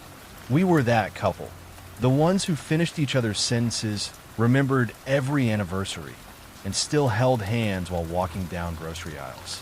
At least, that's how it looked from the outside. Inside our walls, though, things had started to change. It wasn't sudden. No shouting matches, no broken plates, no confessions of betrayal. It was more like a quiet drift, the kind that sneaks up on you while you're too busy paying bills, raising kids, and pretending everything's fine. One morning, I realized I hadn't really looked at her, really looked in weeks. And when I finally did, I saw a stranger. Her hair was tied up in that messy bun she always wore, a few silver strands showing through. There were faint lines near her eyes, not from age, but from worry. She was stirring her coffee absent-mindedly, staring at the wall instead of me. "Morning," I said. "Morning," she replied softly, not looking up. We used to have long conversations at breakfast. Now, the silence stretched between us like a fog we couldn't see through. I tried to fix it. I suggested date nights, weekend trips, even marriage counseling. She agreed, politely, like she was checking boxes on a list. But no matter what we did, I couldn't shake the feeling that she was already somewhere else. Then one night, everything cracked. We were sitting on the couch, watching a show neither of us cared about. The glow of the TV flickered across her face, and I suddenly blurted out, "Are you happy, Emma?" She froze. The question hung in the air like smoke. She looked at me, her eyes full of something I hadn't seen before. Exhaustion. "I don't know," she whispered. "Are you?" I didn't answer, because I wasn't sure either. That night, I lay awake, staring at the ceiling, wondering how two people who once couldn't go a day without talking had turned into quiet roommates, sharing the same bed. A few days later, I came home early from work. The kids were my parents, and the house was silent. I found her sitting on the balcony, a half-empty wine glass beside her. She didn't seem surprised to see me. "I've been meaning to talk to you," she said softly. My stomach tightened. "Okay," she sighed and ran her fingers through her hair. "I don't think I can keep pretending anymore. I'm tired, Mark. I'm tired of feeling like I'm disappearing inside this marriage." The words hit like ice. "I'm not blaming you," she continued. "You're a good man. You've always been. But I've changed. I don't know who I am anymore, and I can't find myself in us." I wanted to argue, to tell her we could fix it, that love wasn't supposed to be easy, that people fight through this. But something in her voice told me she had already made peace with the decision. "Are you saying you want to leave?" I asked, barely getting the words out. She nodded slowly. I think I need to. That moment shattered something inside me. I didn't beg. I didn't yell. I just stood there, numb, as she started packing small things over the next few days. Her books, her clothes, the photo frame from our first trip together. Watching her move through our home, collecting fragments of the life we'd built, felt like watching a ghost erase herself. When she finally left, she hugged me. It wasn't passionate or emotional, just gentle, like a final goodbye from someone who had already left long before the door closed. After that, the house felt wrong. Every room echoed with memories. The smell of her perfume lingered in the hallway. Her coffee mug was still on the counter, and I couldn't bring myself to move it. The kids took it hard, of course. I tried to stay strong for them, pretending like it was just a grown-up break. But every night, after they were asleep, I'd sit on the edge of my bed, staring at the empty pillow beside me, wondering how you move on from someone who was your entire world. Weeks turned into months. We settled into a routine. She had the kids on weekends. I had them during the week. We stayed civil, texting about school schedules and doctor appointments like business partners managing a shared project. But deep down, I still hoped she'd change her mind. One Friday night, I dropped the kids off at her new apartment. It was small but cozy, with plants on the windowsill and a faint smell of lavender. When she opened the door, she looked happy, lighter somehow. The kids ran to her, laughing, and I stood there awkwardly, watching her smile. That smile used to be my favorite thing in the world. Then I noticed something, a new painting on the wall. Bright colors, abstract, nothing like her old minimalist taste. "It's beautiful," I said quietly. She nodded. "Thanks. I've been painting again." I didn't even know she painted. Somewhere along the years, she had stopped, and I had never noticed. That realization hurt more than I expected. How much of her had I missed while I was busy being the provider, the responsible husband, the one who thought fixing the faucet was the same as fixing the marriage?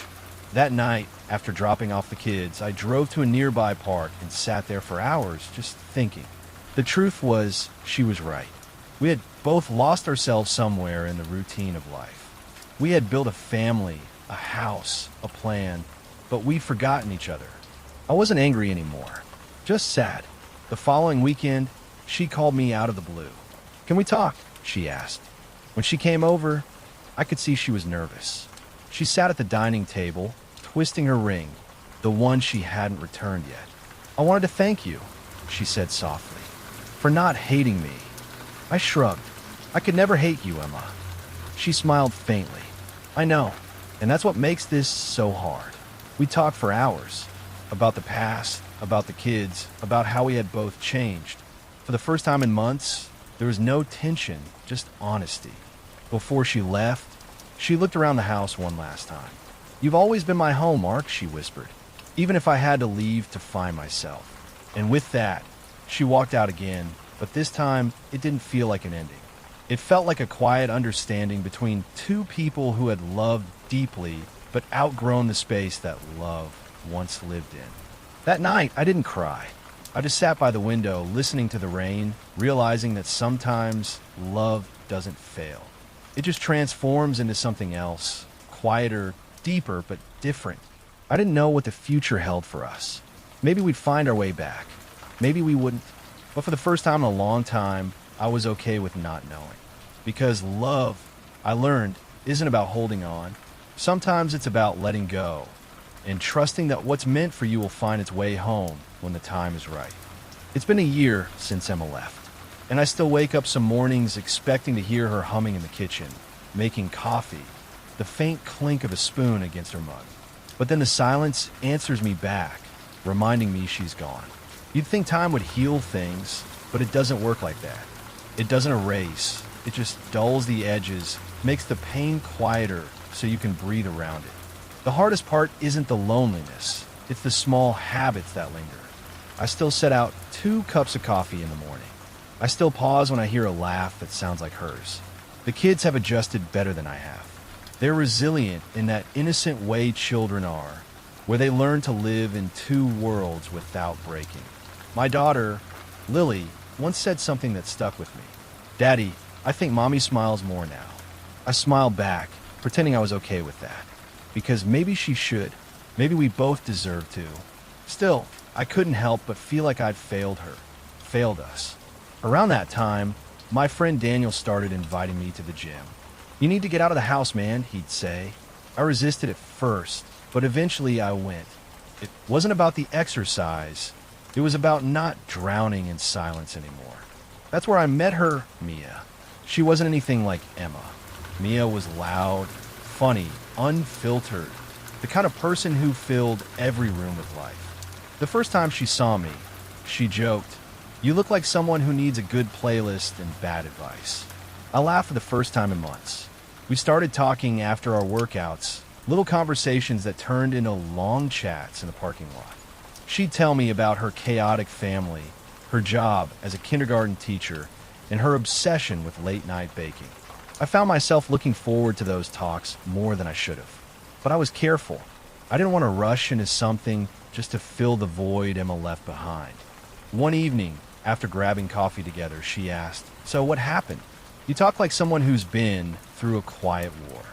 I hesitated, but then I told her everything. The slow drift, the goodbye, the months of numbness. She listened without interrupting, her eyes kind. When I finished, she said something I'll never forget.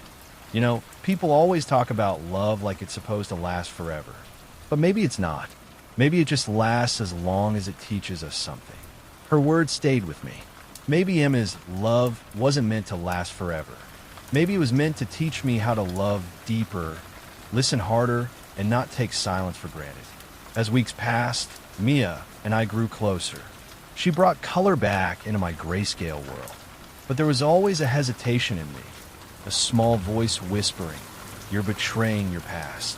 That voice got louder one Saturday afternoon when Emma called unexpectedly. "Hey," she said, her tone light but cautious. "The kids wanted to see if you come to Lily's art show tomorrow." "Of course," I said. "Wouldn't miss it." She paused. "Good.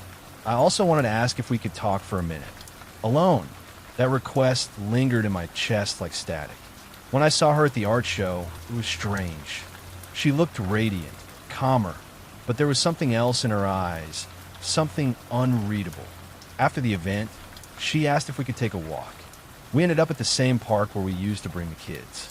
The sunset was dipping low, painting everything in orange light. For a while, we just walked in silence until she finally spoke. "I heard you've been spending time with someone," she said. I froze. "Who told you that?" "Lily," she said softly. She mentioned a woman named Mia. I exhaled slowly. "Yeah, we've been talking. She's nice." Emma smiled faintly. "I'm glad. That threw me off." "You are." She nodded. "You deserve to be happy, Mark, even if it's not with me." There was no bitterness in her voice, no trace of regret, just acceptance. And somehow, that hurt more than anger ever could. "Are you seeing anyone?" I asked before I could stop myself. She hesitated, then shook her head. "No, I've been focusing on myself, the kids, and just figuring out who I am without being someone's wife." We sat on a bench, the evening breeze brushing past. For a long moment, neither of us spoke. Then she looked at me with those same brown eyes that had once felt like home. "You know, I used to think love meant never letting go," she said softly. "But now I think real love means wishing someone peace, even if it's not with you." I didn't know what to say to that. My throat tightened as I realized something. She had finally found closure, and maybe I needed to as well. That night, I texted Mia. "You busy?" We met at a diner, the kind that smells like pancakes no matter what time of day it is. I told her about the conversation with Emma, how surreal it felt to finally hear those words. Mia smiled gently. "You look lighter." "I think I am," I said, for the first time in a long time. She reached across the table, her hand brushing mine. "Then that means you're ready to start living again." That's the thing about healing. It doesn't announce itself. It just sneaks in one day when you realize the memories no longer ache the way they used to. Months later, Emma and I co-hosted Lily's birthday party together. We laughed, we took photos, and for a moment, almost felt like old times, except there was no longing, no bitterness. Just mutual respect. At one point, Emma pulled me aside and said, "You're doing great, Mark. I can see it in your face." And I smiled. You too. After the party, as everyone left, I stood by the door, watching the kids run toward her car, laughing in the glow of streetlights. Emma waved goodbye, and for the first time, it didn't feel like a wound reopening. It felt like peace. Later that night, Mia called. "How was the party?" she asked. "Good," I said. "Really good." She paused, then said, "You sound different." I smiled to myself. Maybe I am.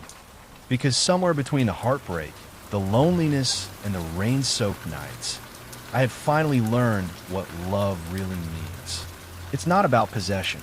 It's not about forever. It's about presence. The moments you choose to show up, even when everything hurts. And maybe, just maybe, when you finally let go of what was, life find a way to give you what's next. The next morning, as sunlight spilled through my window, I brewed a single cup of coffee, not two, and realized I wasn't lonely anymore. I was just alive. The mug felt warm in my hands, the kind of warmth that doesn't come from someone else, but from finally being okay with yourself. Because love doesn't end when people walk away. It ends when you stop carrying it like a wound and start carrying it like a lesson. And that's what I'll always remember about Emma. Not the goodbye, but the love that made me better, even after it was gone.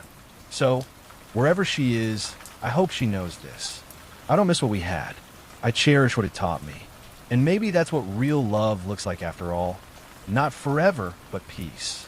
If you felt something in this story, stay with us for more calm, heartfelt tales like this one. Your presence keeps these stories alive, and maybe, just maybe, the next one will find you when you need it most. The first time I realized my marriage was falling apart wasn't during a fight or a cold silence. It was over something stupid. A grocery list. We were standing in the kitchen one Sunday morning, sunlight spilling through the window, the smell of coffee in the air. My wife, Caroline, was writing down items while I leaned against the counter, scrolling through my phone. She said, "We're out of eggs." I mumbled, "Okay." "Can you pick them up?" she asked. "Sure." And then she sighed. It was small, quiet, but it carried years of something I hadn't noticed building up. She looked at me like she wanted to say something, then just crossed eggs off the list and walked away. That's when I knew, not that she was angry, but that she was tired. Caroline and I had been married for 8 years. We met in college, married right after graduation, built a life that looked perfect from the outside. House, 2 kids, stable jobs. We were the kind of couple people described as solid. But solid doesn't mean happy. Sometimes it means stuck. The truth is, we stopped talking somewhere along the way. Not about work or the kids. We still handled those logistics like pros. But about us. Our dreams, fears, stupid inside jokes. The quiet connection that once made even boring nights feel special. It faded so slowly I didn't notice it dying. One night, after putting the kids to bed, I sat in the living room watching TV while she scrolled through her phone on the other couch. The distance between us felt bigger than it should have. I looked at her and wondered, when was the last time we'd actually laughed together? The next morning, she left early for work, and I noticed her wedding ring wasn't on the counter like usual. It wasn't on her hand either. That hit harder than I expected. That evening, when she came home, I asked casually, "Forgot your ring today?" She hesitated, then said no. I just didn't feel like wearing it. There was no malice in her voice, no anger, just truth. And that honesty was somehow more painful than if she'd yelled. I didn't push. I just nodded, but inside my heart sank. Later that week, I found myself talking to an old friend, Jason, at work. He'd gone through a divorce 2 years earlier. I told him things were weird at home, that I didn't know what to do. He said, "Man, sometimes love doesn't die. It just changes form. The question is, do you both still want to find its new shape, or are you just holding on to the old one?" That question wouldn't leave me alone. So, one night, I tried to talk to her. "Caroline," I said softly while she was folding laundry on the couch, "do you think we're okay?" She froze mid-fold. "What do you mean?" "I mean us. I feel like something's off." like we're just roommates lately. She didn't respond for a long time. Then she sighed and said, I don't know what to say, James. I feel that too. I just don't know how to fix it. Her honesty scared me because it meant she hadn't given up completely, but she was close. We decided to try counseling. It was awkward at first, like two strangers being forced to talk about emotions they'd buried for years. But little by little, things started coming out. She said she felt invisible, that she missed the version of me who used to notice small things, the way she changed her hair, or the song she played when she was in a good mood. And I told her I missed us, the silly late-night talks, the spontaneous weekend drives, the easy laughter that used to fill our house. The counselor said something that stuck with both of us. Marriages don't end in explosions. They end in neglect, one quiet day at a time. We started making an effort again. Date nights, phone-free dinners, even small texts during the day, thinking about you or hopeworks not killing you. It wasn't perfect, but it was something. For a few months, I thought maybe we were turning a corner. Then came a night that changed everything. I was working late at the office. Around 9 p.m., I got a text from Caroline. Can we talk when you get home? My stomach dropped. Those 5 words never lead anywhere good. When I got home, she was sitting at the dining table, a glass of wine in front of her. She looked calm, too calm. Is something wrong? I asked. She looked up at me, her eyes red but steady. I've been talking to someone. It felt like my world tilted. Talking, I repeated. Like, what do you mean? She swallowed hard. His name's Evan. He's a co-worker. We started talking after work sometimes, just about life. It wasn't supposed to be anything. My chest tightened, but it became something. Tears welled up in her eyes. I don't know. Maybe emotionally, yes. But we never crossed that line. I swear, I couldn't even breathe for a moment. The woman who once shared everything with me was now sharing her heart with someone else. I didn't yell. I didn't throw anything. I just stood there, silent, trying to process it. She whispered, I didn't plan for this to happen. I just felt seen again, and I didn't realize how much I missed that feeling. I wanted to hate her, but I couldn't because a part of me knew I was guilty too. I had stopped seeing her long before Evan did. That night, I slept on the couch. Not because I was angry, but because I didn't know how to look at her without breaking down. The next morning, I packed a small bag and told her I needed space. She didn't argue. She just nodded, tears streaming silently down her cheeks. I stayed with Jason for a while. He didn't ask questions, just handed me a beer and said, it's gonna hurt for a bit, but it's better than pretending it's fine. Days turned into weeks. I went through every emotion possible. Anger, sadness, confusion, regret. I replayed every moment of our marriage, wondering where we'd truly lost each other. Then one night, she texted me, the kids miss you. So do I. Something inside me cracked. I went back home, not sure what I was walking into. When I stepped inside, the kids ran to me, hugging my legs. And there was Caroline, standing at the kitchen counter, her eyes swollen from crying. She whispered, I'm sorry. I didn't say anything at first. Then I asked, do you still love him? She shook her head. I never did. I just loved how it felt to be noticed again. That honesty, painful, raw, was what finally made me cry. We sat down at the table, and for the first time in years, we talked. Really talked. No filters, no pride. Just two people admitting how badly they'd hurt each other and themselves. She told me about how lonely she'd been even when I was home. I told her how scared I was of becoming irrelevant to her. And somehow, in that wreckage of words, there was still something left, small, fragile, but real. We agreed to start over, but slower this time. Not as husband and wife, just as people learning to like each other again. We didn't share a bed for a while. We went on walks, had coffee together, sometimes just sat in silence. But the silence didn't hurt anymore. It was honest this time. Still, part of me couldn't shake the fear. What if we were just delaying the inevitable? Because sometimes, love isn't enough to save a marriage. Sometimes, love is the reason you finally let go. And I had no idea yet which one ours would be. When I reached the front porch, I could still hear them laughing inside. My mother's voice rang louder than the others, sharp and filled with that forced cheer she always used when trying to control the narrative. I took a deep breath, wiped my eyes, and stepped in. Everyone turned to look at me. "Oh, look who's back," my mom said, folding her arms. "You done crying?" "Yeah," I said quietly. "I just needed a minute." My stepbrother smirked. "A minute to call your therapist, huh?" Before I could respond, my dad stood up. "Enough." Everyone stopped. His tone was stern but tired. He looked at me, then at her. "This isn't what I wanted for tonight." My mom scoffed. "Oh, please, David. She's 24, not 12. If she can't handle a little conversation." "This wasn't a conversation," I said, my voice shaking. "You just wanted to humiliate me in front of your new family." Her jaw clenched. "You're being dramatic again." "Maybe," I said, "but at least I'm honest about how I feel." For a moment, the only sound was the rain tapping against the windows. Then Dad sighed. "I think we all need some space tonight." I nodded and went to my old room, closing the door quietly behind me. The air smelled the same, faint detergent and dust.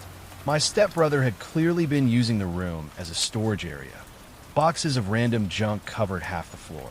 I sat on the bed, feeling the ache of everything I'd been holding in for years. Growing up, I'd always been the sensitive one. Mom used to tell people I was too emotional, that I took everything personally. But the truth was I just noticed things others pretended not to.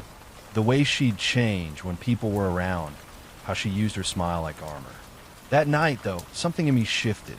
Maybe it was hearing her call me weak again after all these years, or maybe it was the way my dad didn't really defend me.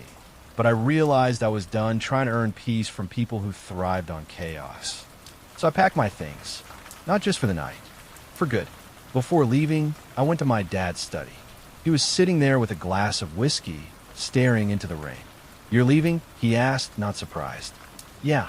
He nodded slowly. "I wish things were different." "They could have been," I said quietly, "if you'd stood up for me when it mattered." He looked at me then, eyes heavy with guilt. "You're right." I didn't say anything else. I just left. The rain was steady as I drove away, and even though my chest hurt, there was a strange sense of calm spreading through me. For the first time, I wasn't leaving because I was scared. I was leaving because I finally knew what I deserved. A few months passed. I found a small apartment in the city, picked up a second job, and started going to therapy again. It wasn't easy. Some nights I'd cry myself to sleep, replaying every cruel thing my mother had said. But slowly, I stopped believing her words. I began to build a life that was mine, quiet, honest, and peaceful. Then one evening, I got a text from Dad. "She's sick. You should visit." I froze. It turned out my mom had been diagnosed with an autoimmune disorder. It wasn't life-threatening, but it forced her to slow down. At first, I didn't respond. I wasn't sure what I felt, pity, anger, closure. But after a week, I drove back.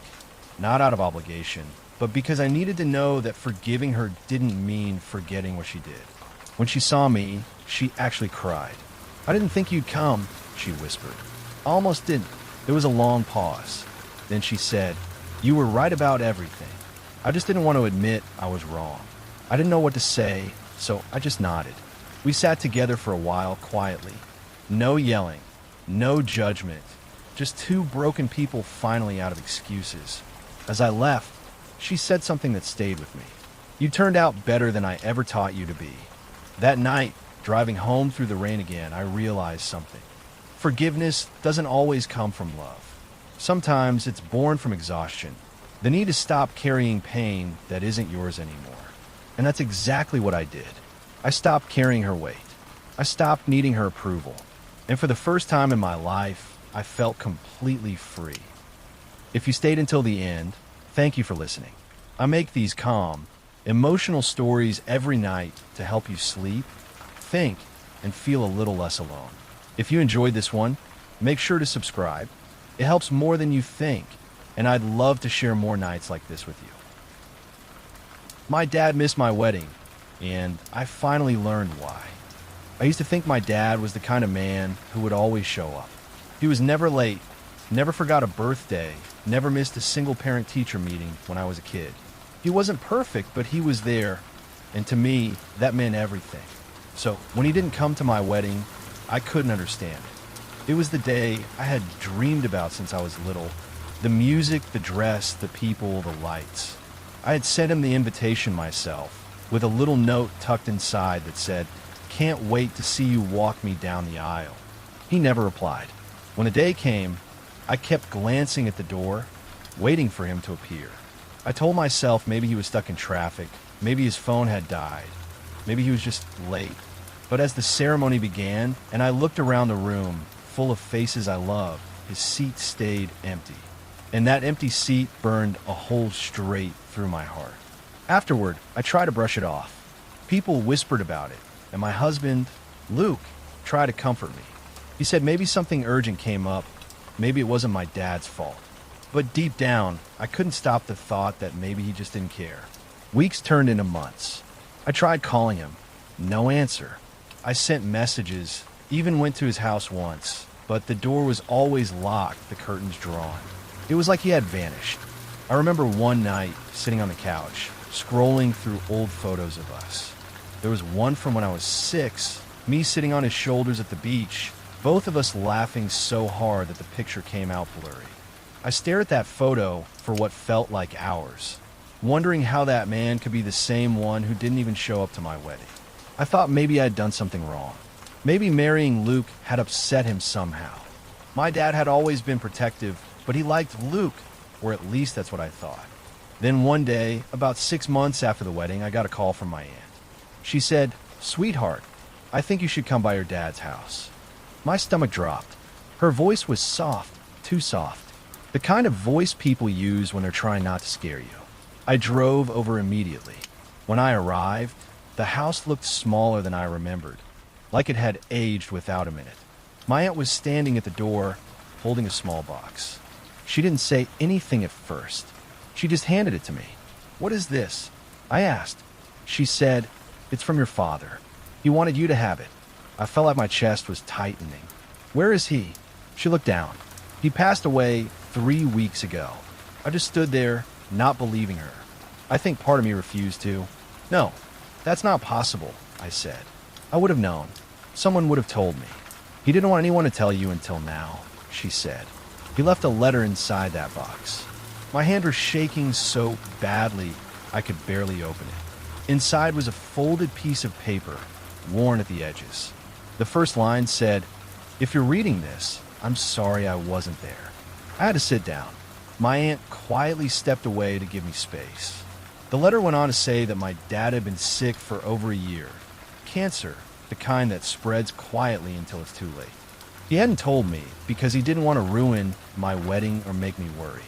He said he wanted me to remember him healthy, not hooked up to machines, not pale and weak. He wrote, "I wanted to walk you down the aisle more than anything, but by the time your big day came, I couldn't even walk across the room. I'll watch the video later, though. Luke looks like a good man. You looked happy, and that's all I ever wanted for you." I don't think I've ever cried that hard in my life. The kind of crying that comes from deep inside, where words can't reach. I spent the rest of that night sitting in his old living room, surrounded by the silence he'd left behind. The air smelled like the same aftershave he always used, woodsy and faint. There was a photo of me on the shelf from my graduation day. He'd kept it right beside his chair. The next morning, I went through some of his things. I found a small envelope with my name on it, inside his desk drawer. It was full of old movie tickets, every one from every film we'd ever gone to see together. There were also receipts from the diner we used to eat at after my soccer games, and a faded note that said, "Ask her about her day. She loves talking about the little things." That broke me all over again. He'd kept reminders of me, notes about how to love me. Even when I thought he had abandoned me, he was thinking about me. I went back home that day feeling like I had both lost and found him all at once. Luke hugged me the moment I walked in. "What happened?" he asked. I told him everything, the letter, the sickness, the reason my dad hadn't come. Luke didn't say anything. He just held me until I stopped crying. After that, I started visiting my dad's grave every week. I'd sit there and talk to him like he was still listening about my job, about Luke, about life. Sometimes I'd even read him parts of my favorite books, just like he used to read bedtime stories to me when I was little. One evening, I found myself saying, "You missed the wedding, but it's okay, Dad. You were still there, in everything I am."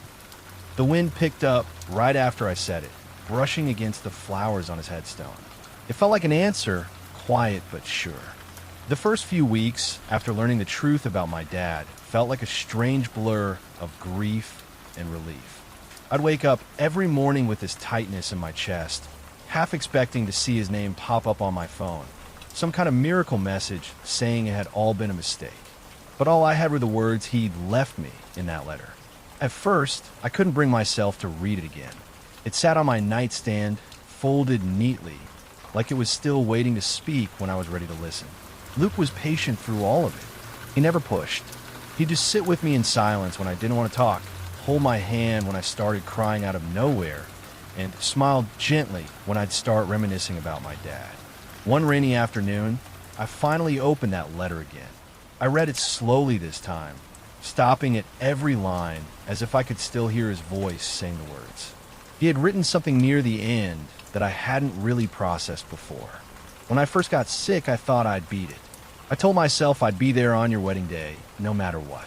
But when the pain got bad, I realized I might not make it. So I did what I thought was right. I stayed away. But maybe that was wrong.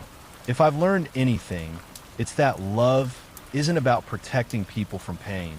It's about sharing it with them. Those words sat heavy in my heart.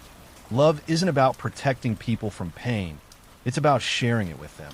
It made me realize something I hadn't before. My dad's absence hadn't been about neglect or rejection. It was about love, the kind that hurts quietly.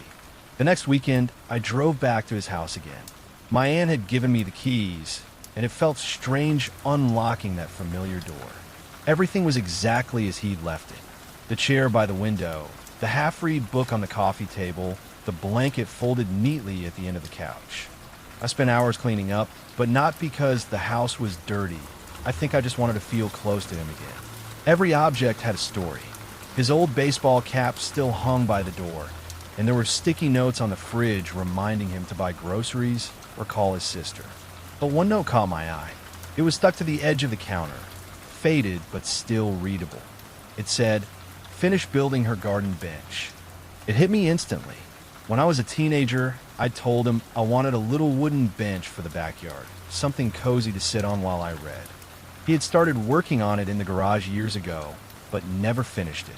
I went out to the garage, and sure enough, there it was, half-built, dusty, but still sturdy. The wood had darkened with time, but his handwriting was still carved into one side, for my little girl. That's when I decided I was going to finish it. I spent the next few weekends sanding, painting, and assembling the pieces, even though I had no idea what I was doing at first. Luke helped me figure out. We laughed every time a screw went in crooked or when I accidentally sat on wet paint. But slowly, that old bench started taking shape again. When it was finally done, I placed it in our backyard under the big oak tree, the same one where Luke and I had our engagement photos taken. I put my dad's photo on it for a while, just to feel like he was there with me. One night, I sat out there with a cup of tea, listening to the rain tapping softly on the leaves. I thought about all the things I never got to say. "I forgive you," I whispered, "for not being there, for thinking you had to protect me. I get it now." The air was cool and quiet, but in that moment, I felt something shift, like the weight I'd been carrying was finally lifting. A few months later, Luke and I found out we were expecting our first child. The day we saw the heartbeat on the screen, I cried harder than I had in months. When we got home, Luke asked, "Have you thought about names?" I smiled through my tears. "Yeah," I said softly. "If it's a boy, I want to name him David, after my dad." Luke just nodded, his eyes warm. He'd love that. The pregnancy was tough at times, the morning sickness, the nerves, the constant fear of something going wrong. But every night, when I'd sit on that wooden bench my dad had started and I'd finished, I felt calmer, like he was watching, making sure I wasn't alone. When our son was born, I held him for the first time and whispered, "You have his eyes." It felt like the universe had come full circle. We brought baby David home a week later, and that same evening, I took him out to the bench. I sat there with him bundled up in a blanket, the rain gently pattering again, just like that night months ago. "Hey, Dad," I whispered. "Meet your grandson." I don't know if it was just the wind or something more, but I swear I could feel the faintest warmth in the air, like a quiet hug.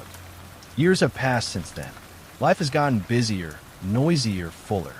But that bench still sits in the backyard.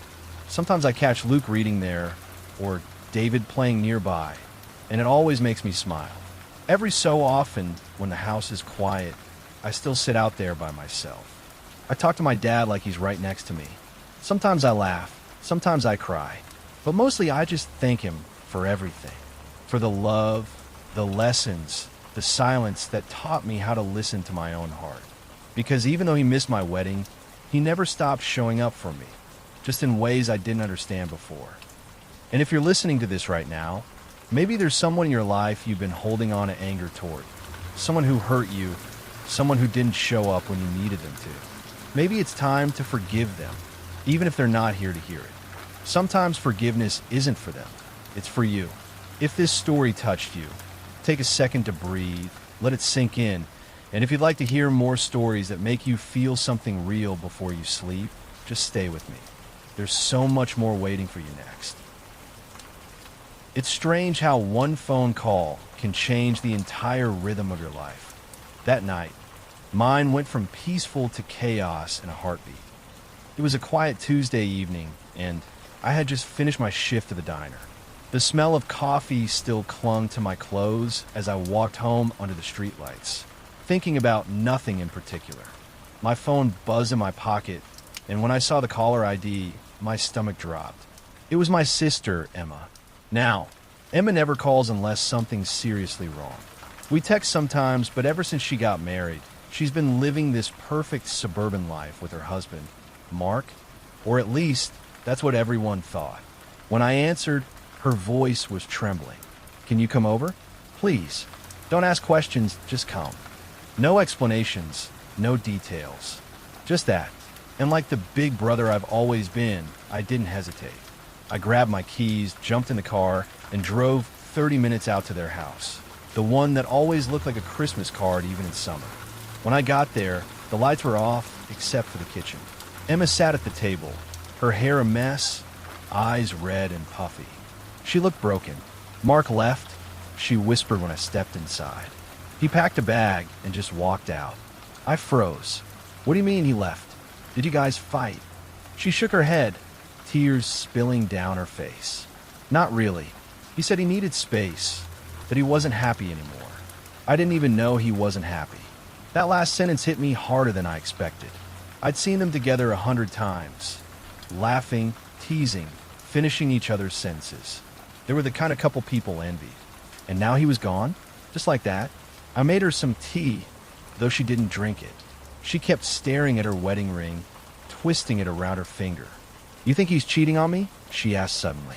The question cut through the silence like a blade. I wanted to say no, of course not. Mark would never, but I couldn't lie to her face. The truth is, I didn't know. That night, I stayed on her couch. Every few minutes, I heard her crying softly in the bedroom, and I wished I could fix it. But I couldn't even fix my own love life, let alone hers. The next morning, I woke up to the smell of coffee. Emma was already up, dressed, her hair tied back like she was trying to pretend everything was fine. "I'm going to find him," she said firmly. "He's not getting away with walking out like that."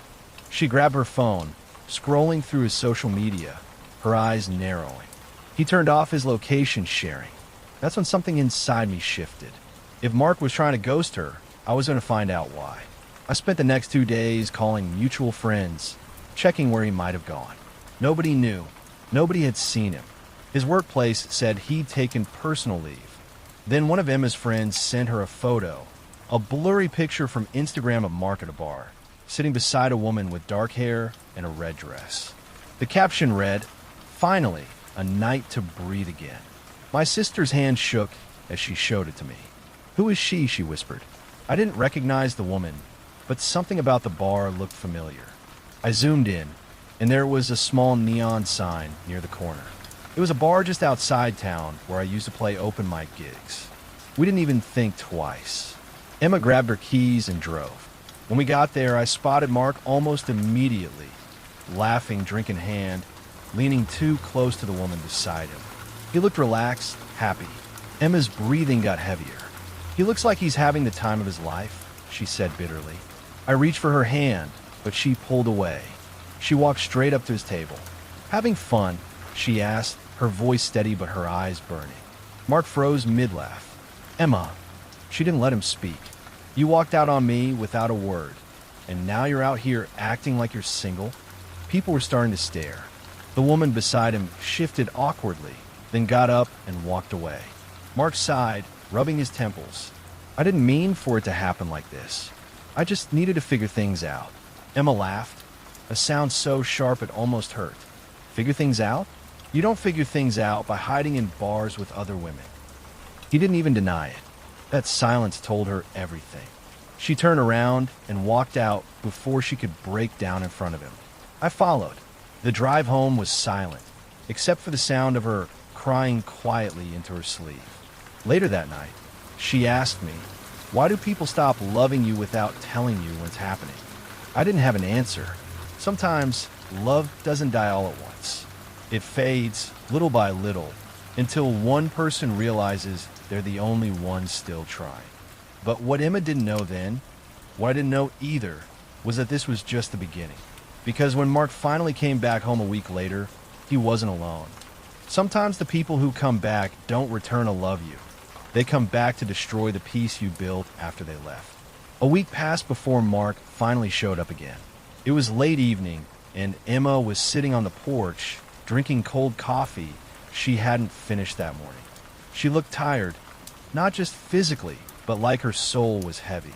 I was inside, folding laundry, when I heard the sound of a car pulling up. When I looked through the window, there he was, Mark. But he wasn't alone. In the passenger seat sat that same woman from the bar, the one in the red dress. My stomach twisted. Emma stood up slowly, disbelief in her eyes. "You've got to be kidding me." Mark got out first, hands raised like he already knew how this was going to go. "Emma, just listen before you." "Before I what?" she snapped. "Before I see the woman you cheated with sitting in my driveway." The other woman stepped out, looking uncomfortable. "Maybe I should wait in the car." "No," Emma said, her voice shaking. "You're already here. Might as well tell me what you two think you're doing." Mark sighed. "This isn't what you think." She laughed bitterly. "Really? Because it looks exactly like what I think." That's when he dropped the bomb. "Her name is Chloe. She's pregnant." The silence that followed was so heavy I could hear my own heartbeat. Emma didn't say a word. She just stared at him, her face completely blank, like her emotions had just turned off. Then she whispered, "How long?" Mark hesitated. "A few months." Her lips trembled. "And you were still sleeping next to me while she was carrying your child?" He didn't answer. She turned away, clutching the railing for balance.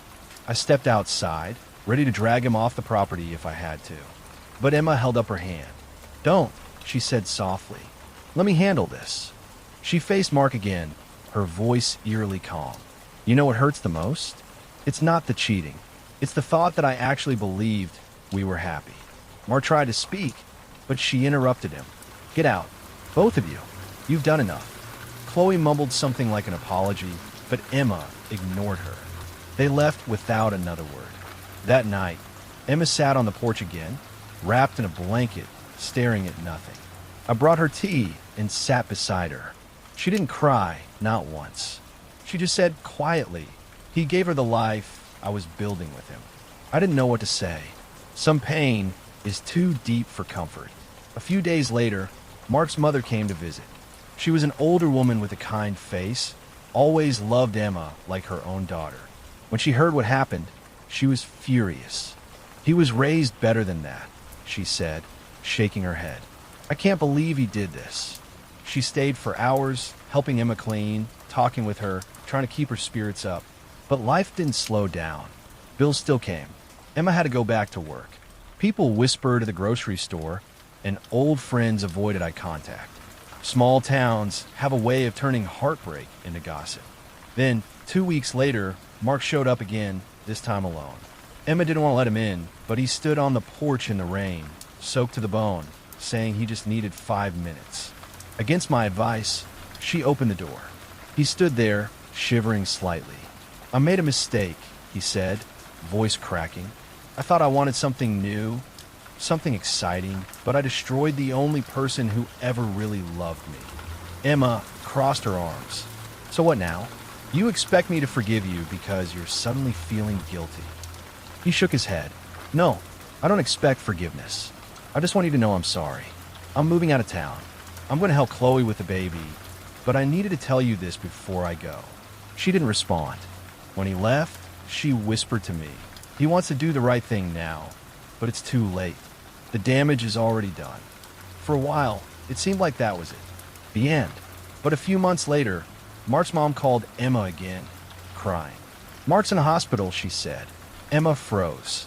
Apparently, Chloe had left him, said she couldn't handle the stress anymore. He'd spiraled, started drinking heavily, and gotten into an accident. Part of me wanted Emma to ignore it, to move on. But she didn't. She went. She sat by his hospital bed, silent, staring at the man who once promised her forever. When he woke up and saw her, tears filled his eyes. "You shouldn't be here," he whispered. "I know," she said softly, "but I came anyway." He reached for her hand, and she didn't pull away. For the first time in months, there wasn't anger, just sadness. He said, "You were my home, Emma. I just didn't realize it until I walked out the door." She smiled faintly, tears welling up. Sometimes people only understand love when they've lost it. They talked for a long time about everything and nothing. When she left that night, she told me she didn't know if she forgave him, but she finally felt free. Over time, she rebuilt her life, started painting again, took weekend trips, even adopted a dog. She laughed more, smiled more, and for the first time, I saw her becoming herself again. One rainy evening months later, we were sitting together by the fireplace when she said something that stuck with me. "Love doesn't always end in hate," she said. "Sometimes it just ends in understanding, and that's enough." I looked at her, proud and quiet. She wasn't broken anymore, just changed. And when the rain kept falling softly outside, she whispered, maybe everything happened the way it was supposed to. Maybe losing him wasn't punishment. Maybe it was protection. I didn't say a word. I just let the sound of the rain fill the silence between us, the kind that felt peaceful for once. And for the first time since all of it started, she smiled. Not because it was over, but because she finally knew she'd survive it. Sometimes, healing doesn't look like revenge or closure. Sometimes it's just sitting in the quiet, realizing you made it through. If you're still here listening, remember, some storms don't come to destroy you. They come to clear your path. So don't stop walking. And if this story meant something to you, stay a little longer. More stories are coming. My sister said I ruined her engagement, but no one saw what she did to me first. That's how the story begins, with a secret that's been sitting heavy on my chest for 2 years.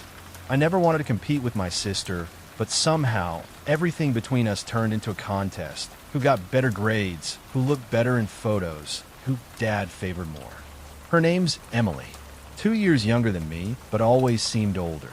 Confident, outspoken, the kind of person who could charm a whole room in minutes. I was quieter, more observant, the type who'd rather listen than talk. When we were kids, our parents used to joke that we were night and day. Back then, it sounded sweet. As adults, it started to sting, because whenever something went wrong, the light always seemed to shine on her, and the shadows always fell on me. It started with small things. She'd borrow my clothes without asking, ruin them, and somehow I'd be the one Mom yelled at for not sharing. She'd take credit for my ideas, and people would praise her creativity. But things really fell apart last year, the night of her engagement party. I still remember it like it was yesterday. It was raining hard, one of those moody spring nights where thunder rattles the windows, but everyone's pretending it's fine. The house was decorated with white lilies and soft fairy lights, the kind of setup Emily had dreamed about since high school. Her fiancé, Mark, was sweet, almost too sweet, in that naive, trusting kind of way. I liked him, maybe even more than I should have. Not romantically, at least not at first. Mark was one of those rare people who actually listened when you spoke. When I mentioned loving photography, he surprised me weeks later with a secondhand camera he'd fixed up. He said, "You've got an artist's eye. It'd be a waste not to use it."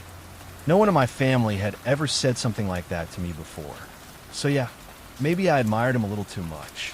Anyway, the party was going great until it wasn't. We were all gathered in the backyard under a big white tent.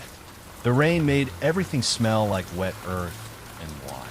Emily stood on a little stage, looking stunning in a silver dress. She was glowing, holding a champagne flute like she was born to be admired. Then she said something I'll never forget.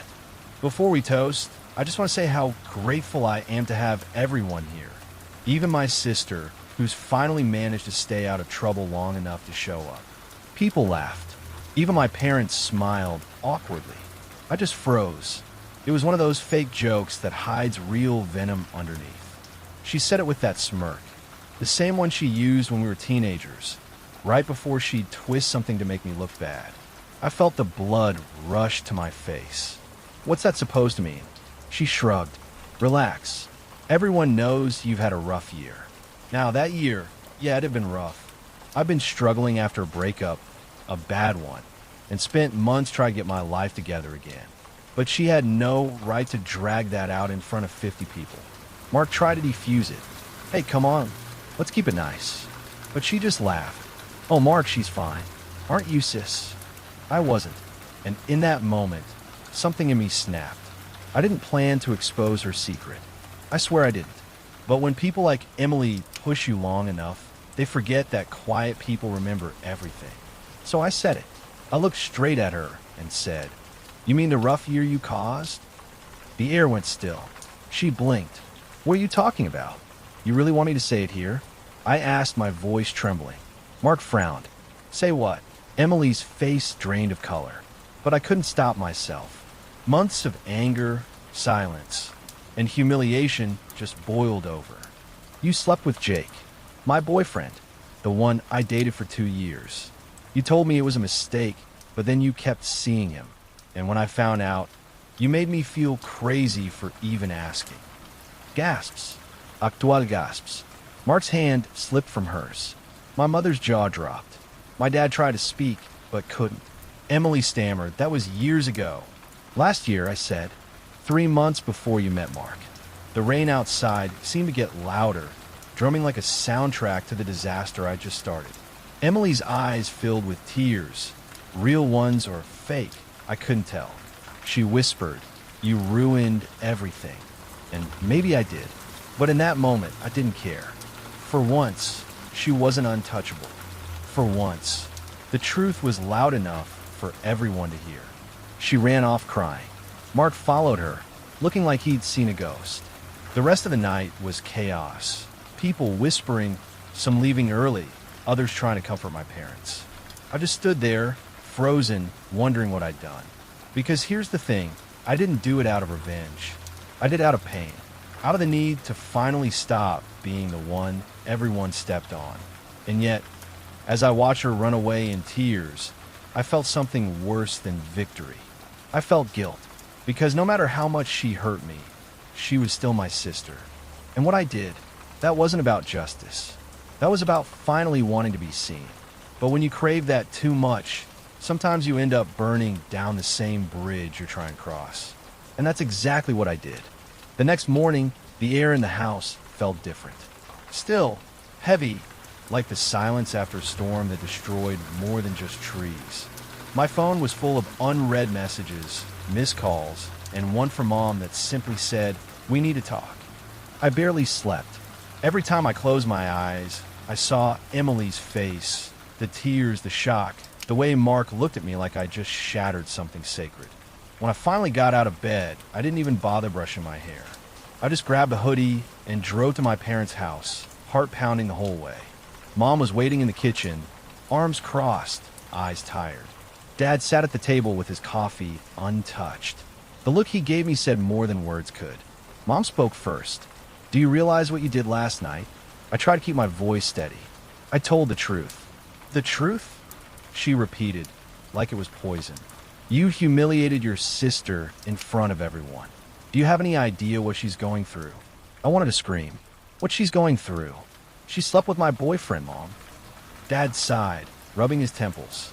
That was a long time ago, honey. Not to me. I cut in. It's not long ago when the pain's still here. Mom shook her head. You should have talked to her privately. I did, I said quietly. She lied, and then she mocked me in front of everyone.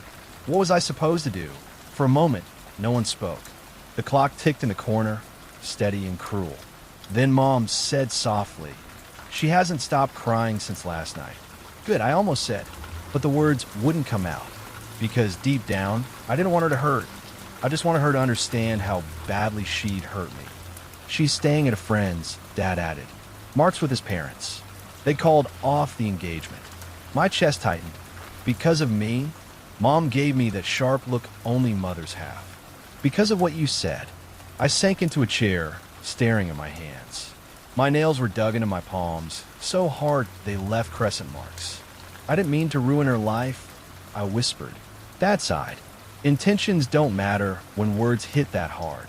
I left soon after, unable to listen anymore. The drive home felt endless. Every red light stretched longer. Every radio song somehow too sad. I turned it off halfway. When I got back to my apartment, I saw something that froze me. A note under my door. It wasn't from my landlord or a neighbor. It was from Mark.